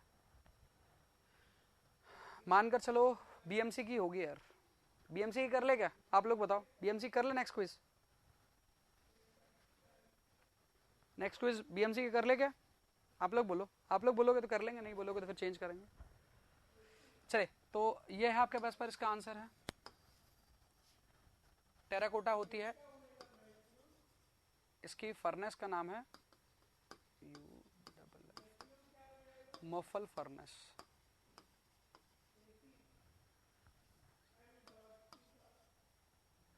ओके, तो 1100 से 1200 डिग्री के बीच में होता है। ऑटोमेटिक मोल्डिंग नहीं होती भाई, ये भी होती है, ये भी होती है, सबसे पुरानी उसके बाद ये है, उसके बाद मशीन मोल्डिंग, ऑटोमेटिक मोल्डिंग कुछ नहीं होती, तो ये आंसर नहीं होगा, मतलब यही होगा जो आंसर है, मतलब ये बोला ना नॉट प्रैक्टिस्ड, तो automatic is not practised. Okay, कर लेना उसकी, अपना बीएमसी की कर लेना, बता दो भाई बीएमसी की करना है तो बता दो, मैं बीएमसी की करवा लूंगा। A frog in a brick is provided to mainly serve which of the following purpose?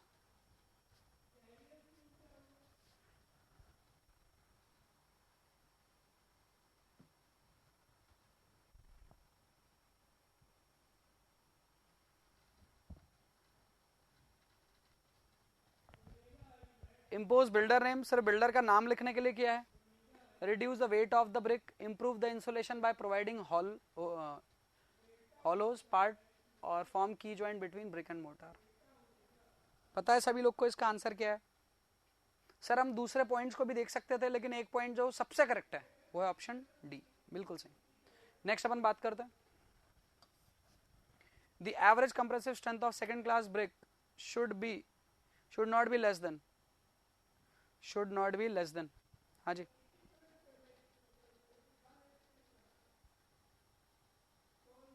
बिल्कुल सही प्रद्युम्न, बिल्कुल सही।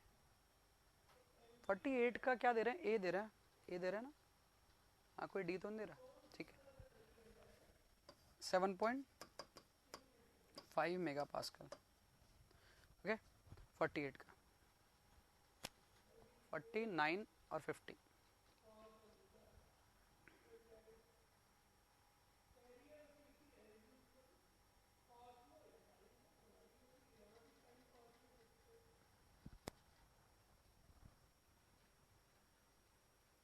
हाँ जी बताइए, दोनों दोनों का आंसर।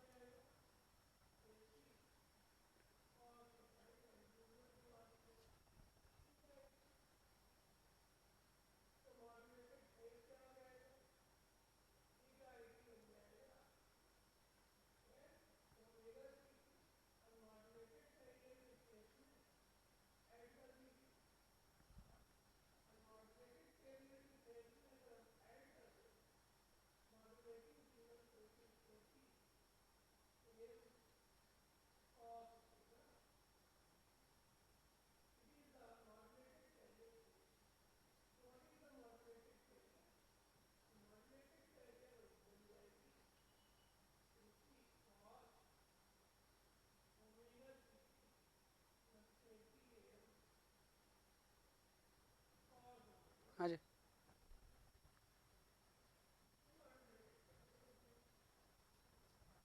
चलिए बताइए क्वेश्चन नंबर 49, कौन सी सॉइल को यूज करेंगे, बिल्कुल सही, एलिवल सॉइल। क्वेश्चन नंबर 50 का कुछ लोग बता रहे हैं डी,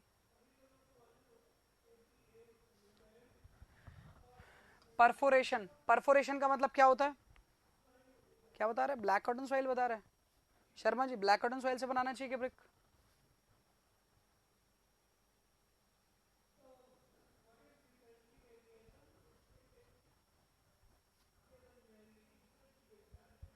परफोरेशन, अरे परफोरेशन कहने का मतलब है थोड़े थोड़े से होल, थोड़े थोड़े से छेद, नहीं परमिसेबल, देखिए होते तो ज्यादा है परमिसेबल,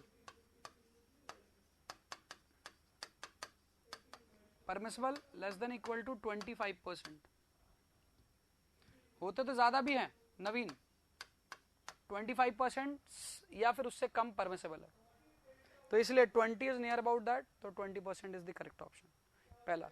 इधर ब्लैक कॉटन सॉइल को यदि यूज करेंगे ना तो आपके पास स्वेलिंग श्रिंकेज पर अलग अलग तरह से बिहेव करेगी।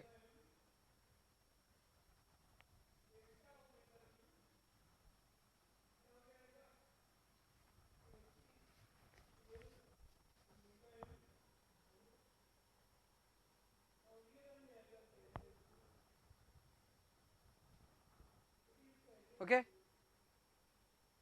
बिहेवियर भी देखो, ब्लैक कॉटन के अंदर क्या डाला है, ब्लैक कॉटन क्ले तो है लेकिन ब्लैक कॉटन के अंदर पर क्या है, मॉन्टमोरेलोनाइट है, जिसकी वजह से आपको बहुत ज्यादा स्वेलिंग और सिंकेज देखने को मिलेगा।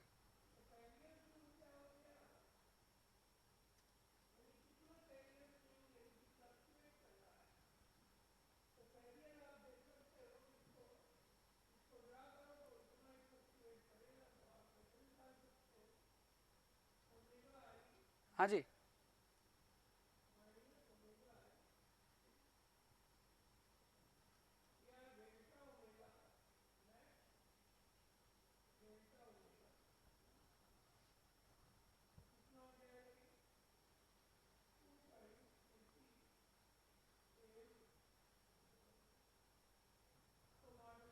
ठीक है, नेक्स्ट करते हैं क्वेश्चन नंबर 51 पे। हाँ जी क्वेश्चन नंबर 51,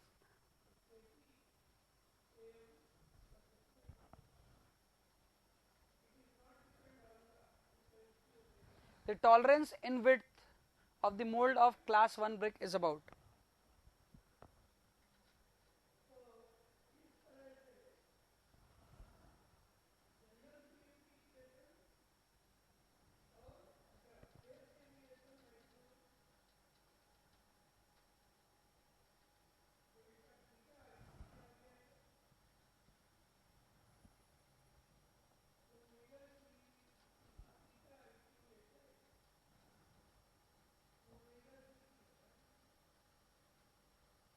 हाँ जी बताइए इसका 51 का।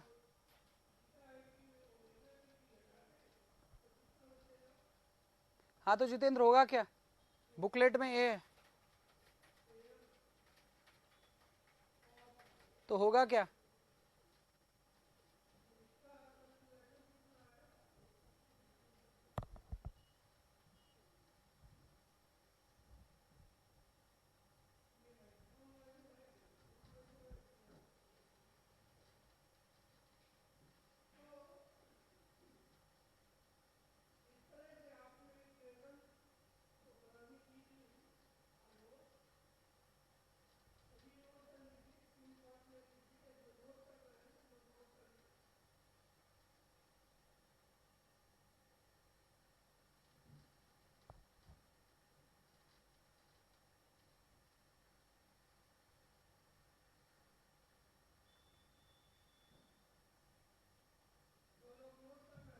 Okay okay?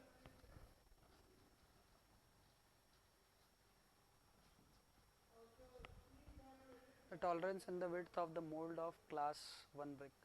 हाँ जी टॉलरेंस लिमिट जो है आपके पास पर दैट इज ±3 mm, है ना। ये स्पेशली यदि मैं बात करूं तो ये मोल्ड के किस पार्ट से रिलेटेड बात कर रहा है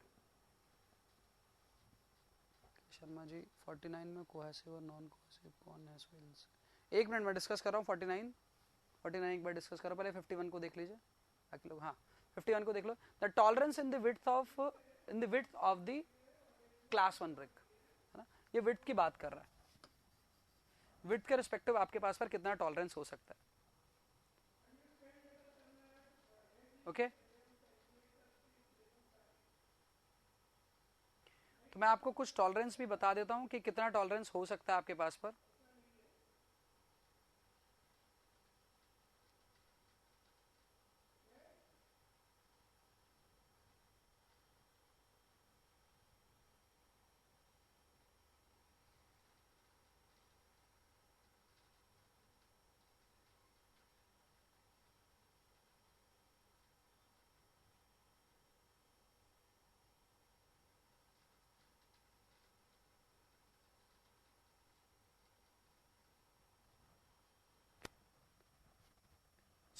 सो अब यहां पर भी मैं बात करता हूं आपके पास पर,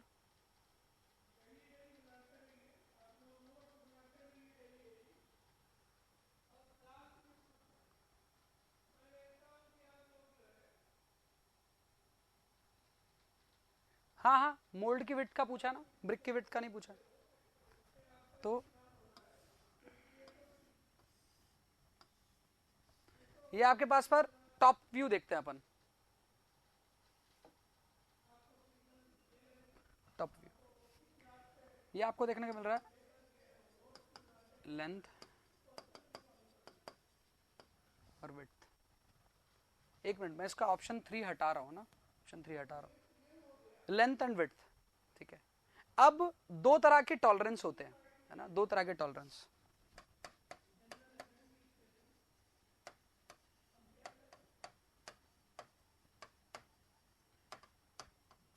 brick size, tolerance and mould. Mould में कितना टॉलरेंस हो सकता है और ब्रिक में कितना टॉलरेंस हो सकता है, क्लियर है? क्या दोनों सेम है, अलग अलग है? पहली बात, दो तरह के टॉलरेंस है, क्या ये दोनों सेम ही चीजों के बारे में बात करते हैं, अलग अलग चीजों के बारे में बात करते हैं? पहली बात,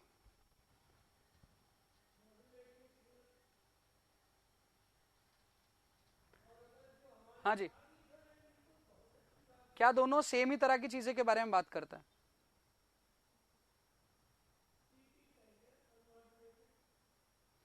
बताइए।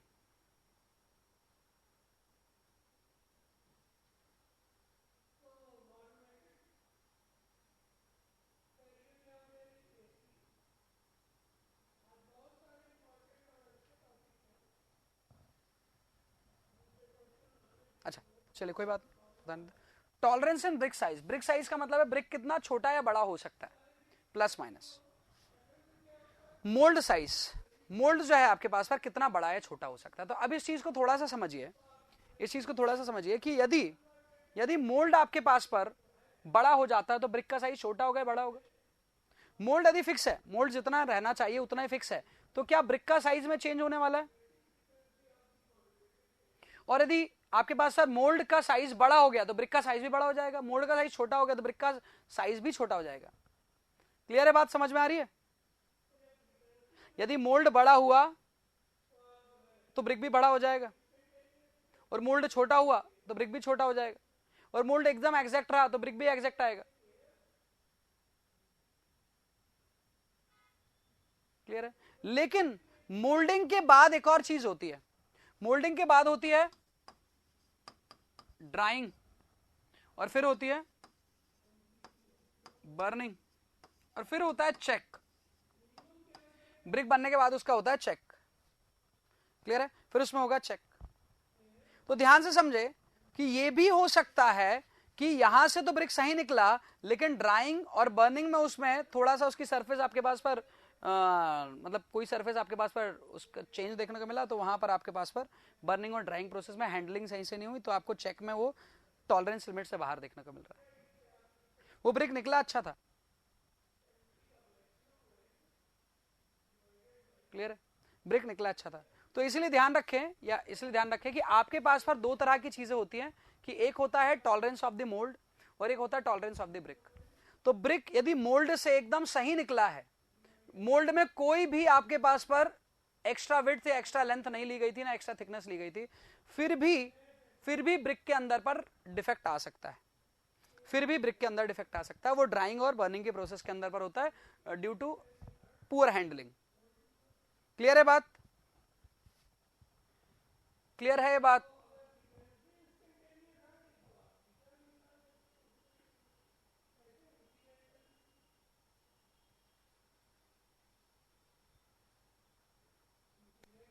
ओके चलिए, ये बात आप लोग को क्लियर होनी चाहिए।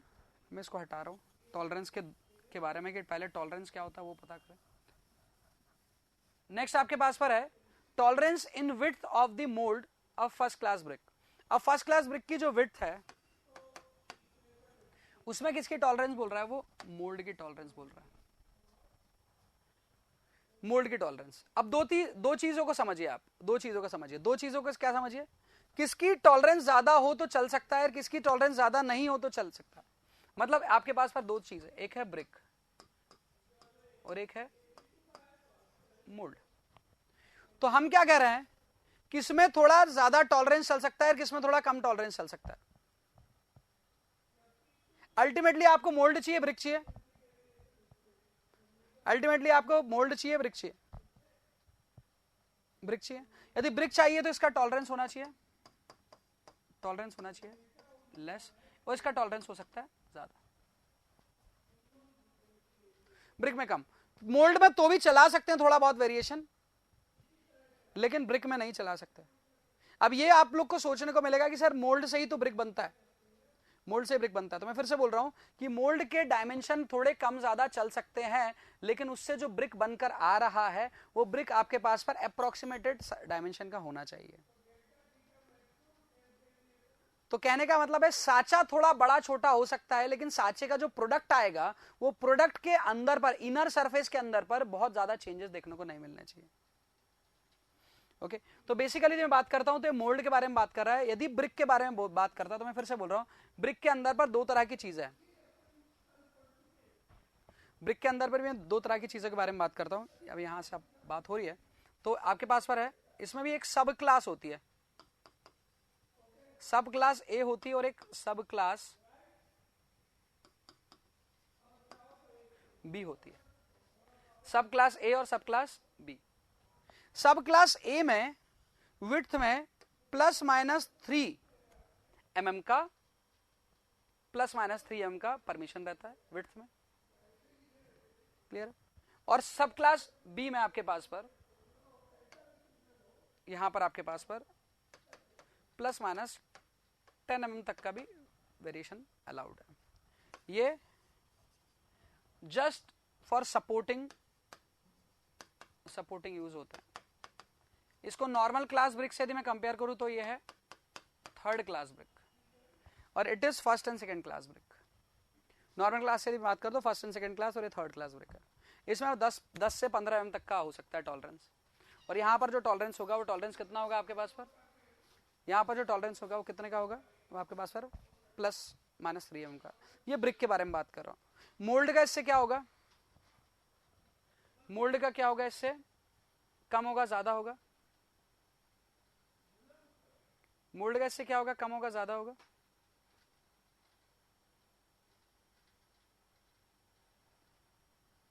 ज्यादा होगा। दैट इज नियरली दिस, है ना। तो मैंने अभी ±6 बताया था, तो वो ब्रिक के रिस्पेक्टिव बात किया था, ये मोल्ड के रिस्पेक्टिव है। आंसर यही होगा। अब इसका आंसर जो है ना वो अलग अलग बुक्स में आपको अलग अलग देखने को मिल सकता है। तो मैंने सिर्फ एक्सप्लेनेशन आपको लोग का इसलिए किया क्योंकि आपकी बेटर अंडरस्टैंडिंग हो सके।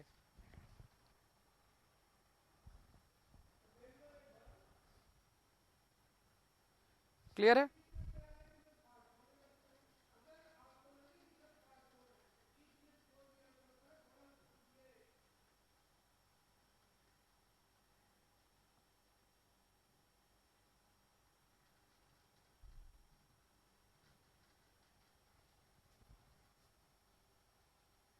क्या बोल रहे हो जितेंद्र, जल्दी बोलो।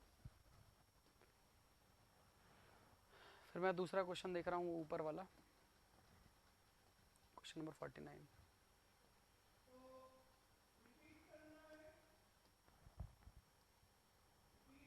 हाँ इसका मैंने आंसर बताया था एल्यूवेल, गलत है, गलत है। इसका आंसर बताया था मैंने एल्यूवेल, गलत है। और जो लोग सही बोल रहे थे आंसर प्रद्युम्न बोल रहा था, उसका आंसर सही है बिल्कुल। प्रद्युम्न ने बोला था आंसर सही है प्रद्युम्न का, ब्लैक कॉटन। या फिर मैं बात करूं तो ऐसी सॉइल जो आपके पास पर जिसको जो मिलती near to bank of river, लेकिन थोड़ी सी प्रॉपर्टी होनी चाहिए उसकी, क्या, कोहेसिव। इसके अंदर पर कोहेसिव प्रॉपर्टी नहीं मिलती। एल्यूवल सॉइल भी मिल सकती है आपको, एल्यूवल सॉइल आपके पास पर मतलब रिवर बैंक के आसपास मिल सकती है, लेकिन वो आपके पास पर कोहेसिव नेचर की नहीं रहती, कोहेसिव नेचर की नहीं रहती। मतलब आपको जो ब्रिक के लिए, गुड ब्रिक के लिए जो सॉइल चाहिए वो आपको थोड़ी सी क्ले और सिल्टी क्ले, ये आपको दोनों चल जाएगी। क्ले और सिल्टी क्ले दोनों चल जाएगी। अब ब्लैक कॉटन को की जगह मैं बात कर रहा हूं, जैसे एक एग्जांपल, जैसे आपने लेटराइट सॉइल का सुना होगा, है ना, you can use that particular soil. Black cotton का स्पेशली यदि मैं बात करूं ब्लैक कॉटन सॉइल का, तो ब्लैक कॉटन सॉइल उतनी इफेक्टिव नहीं है एज कंपेयर टू बाकी क्ले मिनरल जो है उनके, क्योंकि ब्लैक कॉटन सॉइल के अंदर पर यदि मैं बात करता हूं सिलिका का डाइवर्स इफेक्ट होता है बहुत ज्यादा। इसके अंदर पर क्या होता है, श्रिंकेज होता है, हाई श्रिंकेज होता है, हाई श्रिंकेज होता है। इसलिए आपको इसके अंदर पर लाइम भी बहुत हाई अमाउंट का रखना होता है, हाई अमाउंट का लाइम रखना होता है। बट हाई अमाउंट का लाइम रखने से आपको प्रॉब्लम देखने को मिल सकती है कि वो श्रिंक हो सकता है किस ड्यूरेशन में, किसके कौन से क्वेश्चन की फॉर्मेशन, कौन से क्वेश्चन की फॉर्मेशन। पहली बात तो इस क्वेश्चन में मुझे थोड़ा सा लगा कि ये alluvial soil black cotton soil के बारे में बात कर रहा है, तो पहली बात कि ब्लैक कॉटन सॉइल को ही प्रेफर नहीं करेंगे, है ना। तो ब्लैक कॉटन सॉइल का क्योंकि हाई श्रिंकेज होता है, लाइम ज्यादा डालोगे, लाइम फिर ज्यादा आपका एडवर्स इफेक्ट क्रिएट करेगा, तो इसलिए आप इसे यूज ना करें। अब सैंड और सिल्ट जो है आपके पास, sand specially use, silty clay बोल देता तो करेक्ट ये हो जाता, सिर्फ सिल्ट बोलने से काम नहीं चलेगा। तो इसलिए इस पर्टिकुलर क्वेश्चन का आंसर जो अभी बोर्ड पर दिया हुआ है उसके अकॉर्डिंग अपन बोल सकते हैं ब्लैक कॉटन सॉइल। ओके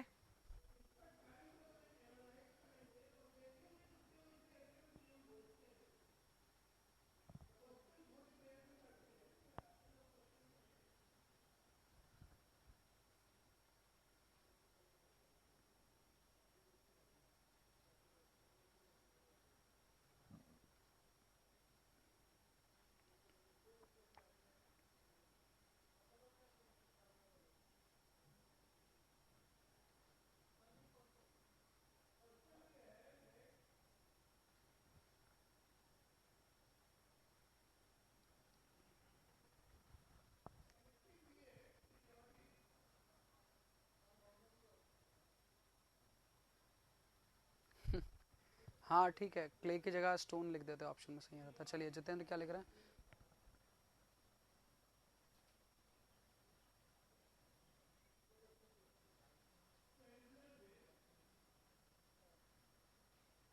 क्या बोल रहे हो जितेंद्र आप कि सर बहुत कंफ्यूज है, कुछ बता दीजिए, एग्जाम में कुछ और माने जाते हैं, आंसर होता कुछ और है। हम अच्छा मानते कुछ और, आंसर कुछ और होता है। नहीं सुनो, इधर देखो, मैं तुमको कुछ बताता हूँ, वो ध्यान से सुनना, इधर पर बता देता हूँ। एसएससी जेई खुद से क्वेश्चन कितने बनाती है, खुद से क्वेश्चन कितने बनाती है, ना के बराबर, है ना, खुद से बहुत क्वेश्चन कम बनाती है। इसकी क्या आती है, एक आंसर की आती है,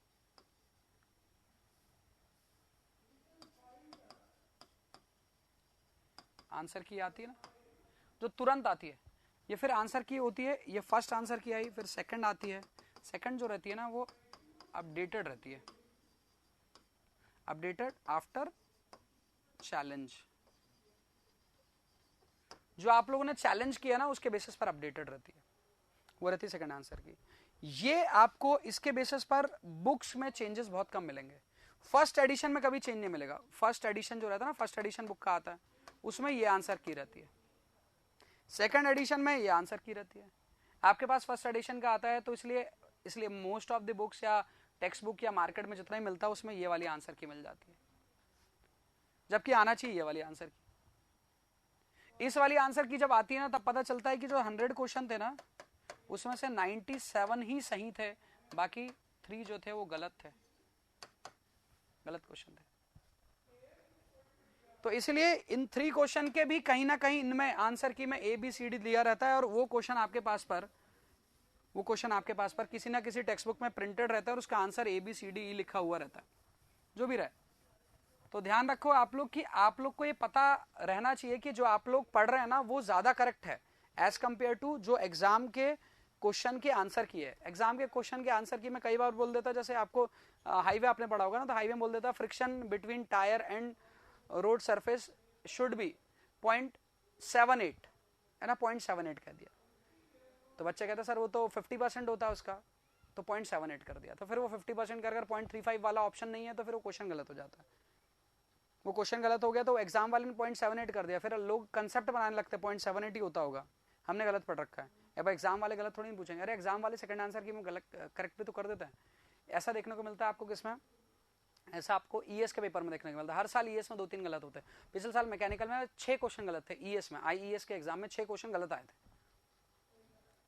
समझ रहे हो। तो अपना एसएससी जेई क्या है यार, इसके अंदर भी गलत हो सकता है। एसएससी जेई में 2018 में जो पेपर हुआ, 17 का जो पेपर हुआ, 2018 में जो पेपर हुआ, उस 18 के पेपर में यदि आप देखो तो आपको 3 से 4 क्वेश्चन देखने को मिलेंगे जो मतलब आउट ऑफ सिलेबस है। उसको सबने आंसर वांसर कर दिया, सब कुछ आंसर की दे दिया, पहली आंसर की भी दे दिया उसने, एसएससी जेई ने। फिर उसने आपके पास पर जब क्वेश्चन को जो मार्क दिया तो आउट ऑफ 96 दिया, मतलब 96 को 100 बनाकर मार्क्स दिया, समझ रहे हो आप। तो इस तरह से आप लोग इस चीज को तो थोड़ा सा ध्यान में रखें।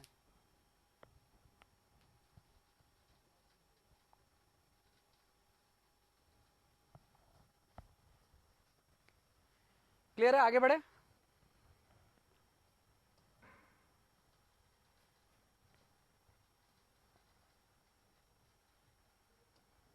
The percentage of alumina in a good brick clay should be lies between, alumina कितना रहेगा भाई, अभी पढ़ा अपन ने, एल्यूमिना कितना रहेगा, जल्दी बताइए, एल्यूमिना कितना रहेगा।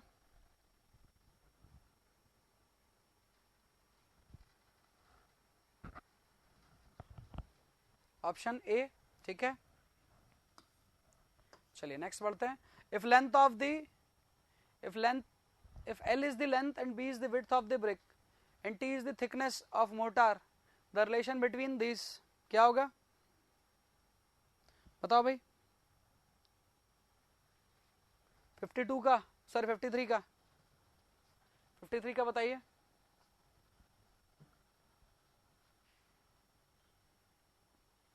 53 का बताइए।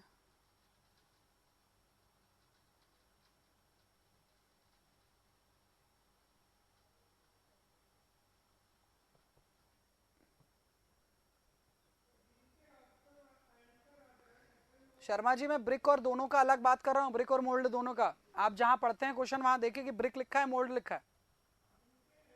If L is the length and B is the width of the brick and T is the thickness of the mortar, तो क्या हो गया, length is equal to twice of width plus thickness, option D is correct. 53 का D होगा भाई, कैसे हो जाएगा बी, लेंथ और विड्थ बराबर होती है क्या, 2 टाइम्स ऑफ थिकनेस जुड़ती है क्या, थिकनेस कितनी होती है, थिकनेस मतलब टी क्या बोल रहा है, टी थिकनेस ऑफ मोटार बोल रहा है ना भाई, थिकनेस ऑफ ब्रिक थोड़ी ना बोल रहा है। धनंजय क्लियर है। क्वेश्चन नंबर 54 पर पहुंचते हैं। Which of the following ingredient of the brick earth enable the brick to remain its shape, shape बनाए रखने के लिए कौन हेल्प करता है,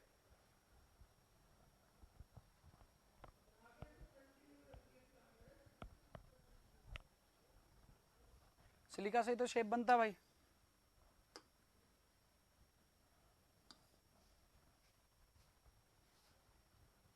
नेक्स्ट 55,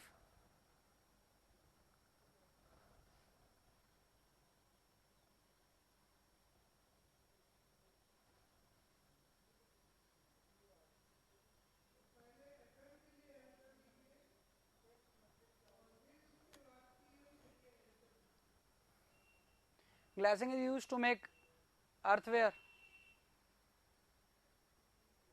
हाँ जी, पहली बार इसको समझे। It is an impervious layer, impervious layer, impervious layer रहती है, किस चीज के लिए यूज होती है, किस चीज के लिए यूज होती है, कोटिंग, कोटिंग के लिए। कोटिंग कर कर क्या करते हैं हम, इसको खूबसूरत बनाते हैं, किसको, कोई भी जो ऑब्जेक्ट है आपके पास पर उसको और ब्यूटीफुल बना देते हैं, है ना। तो ये किसके लिए होता है, impervious सर्विस बनाता है और ब्यूटीफुल बनाने के लिए यूज होता है। ओके 56,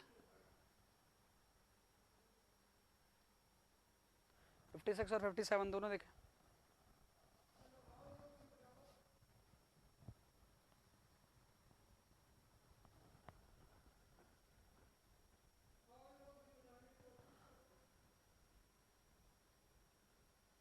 हाँ जी बताइए।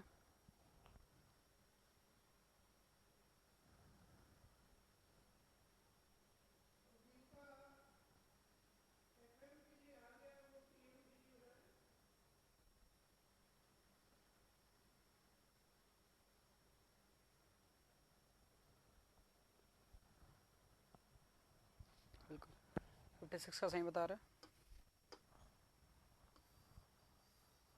बॉक्साइड बात करता है किसके बारे में? हाई एल्यूमिना ऑक्साइड के बारे में, और वो किसके अंदर देखने को मिलता है? रिफैक्टरी ब्रिक या फायर क्ले के अंदर पर देखने को मिलता है। क्लियर है? Next question number 57।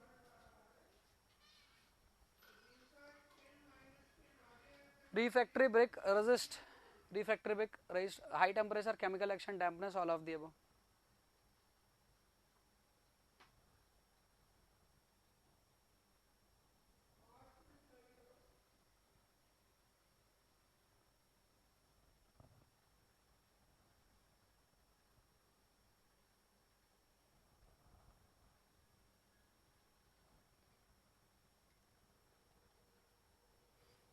हाँ जी, रिफ्रैक्टरी ब्रिक के अंदर पर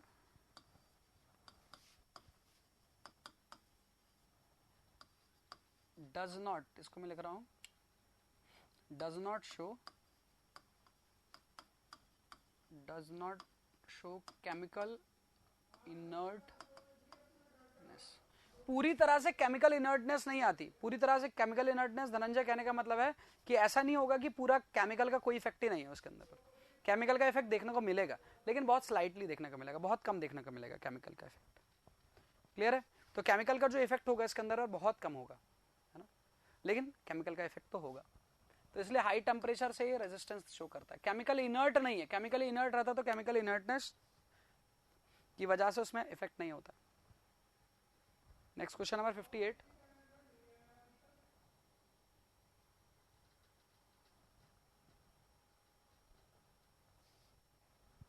According to IS 1077, class 10 brick are the brick having,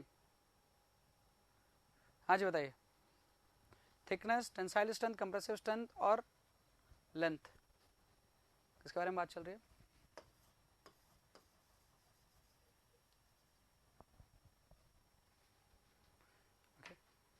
चलिए, सो आज अपन यहाँ तक का पार्ट देख रहे हैं। कल अपन खत्म करेंगे किसका पार्ट? ब्रिक का पार्ट, और कल ही स्टार्ट कर लेंगे स्टोन का पार्ट।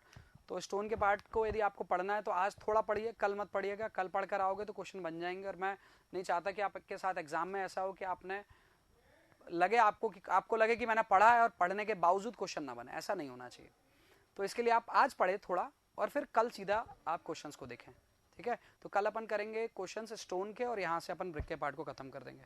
ओके, चलिए, तो आज के टॉपिक को यहाँ खत्म करते हैं। कल अपन मिलेंगे ब्रिक और नए टॉपिक स्टोन के साथ। ओके, चलिए, बाय बाय।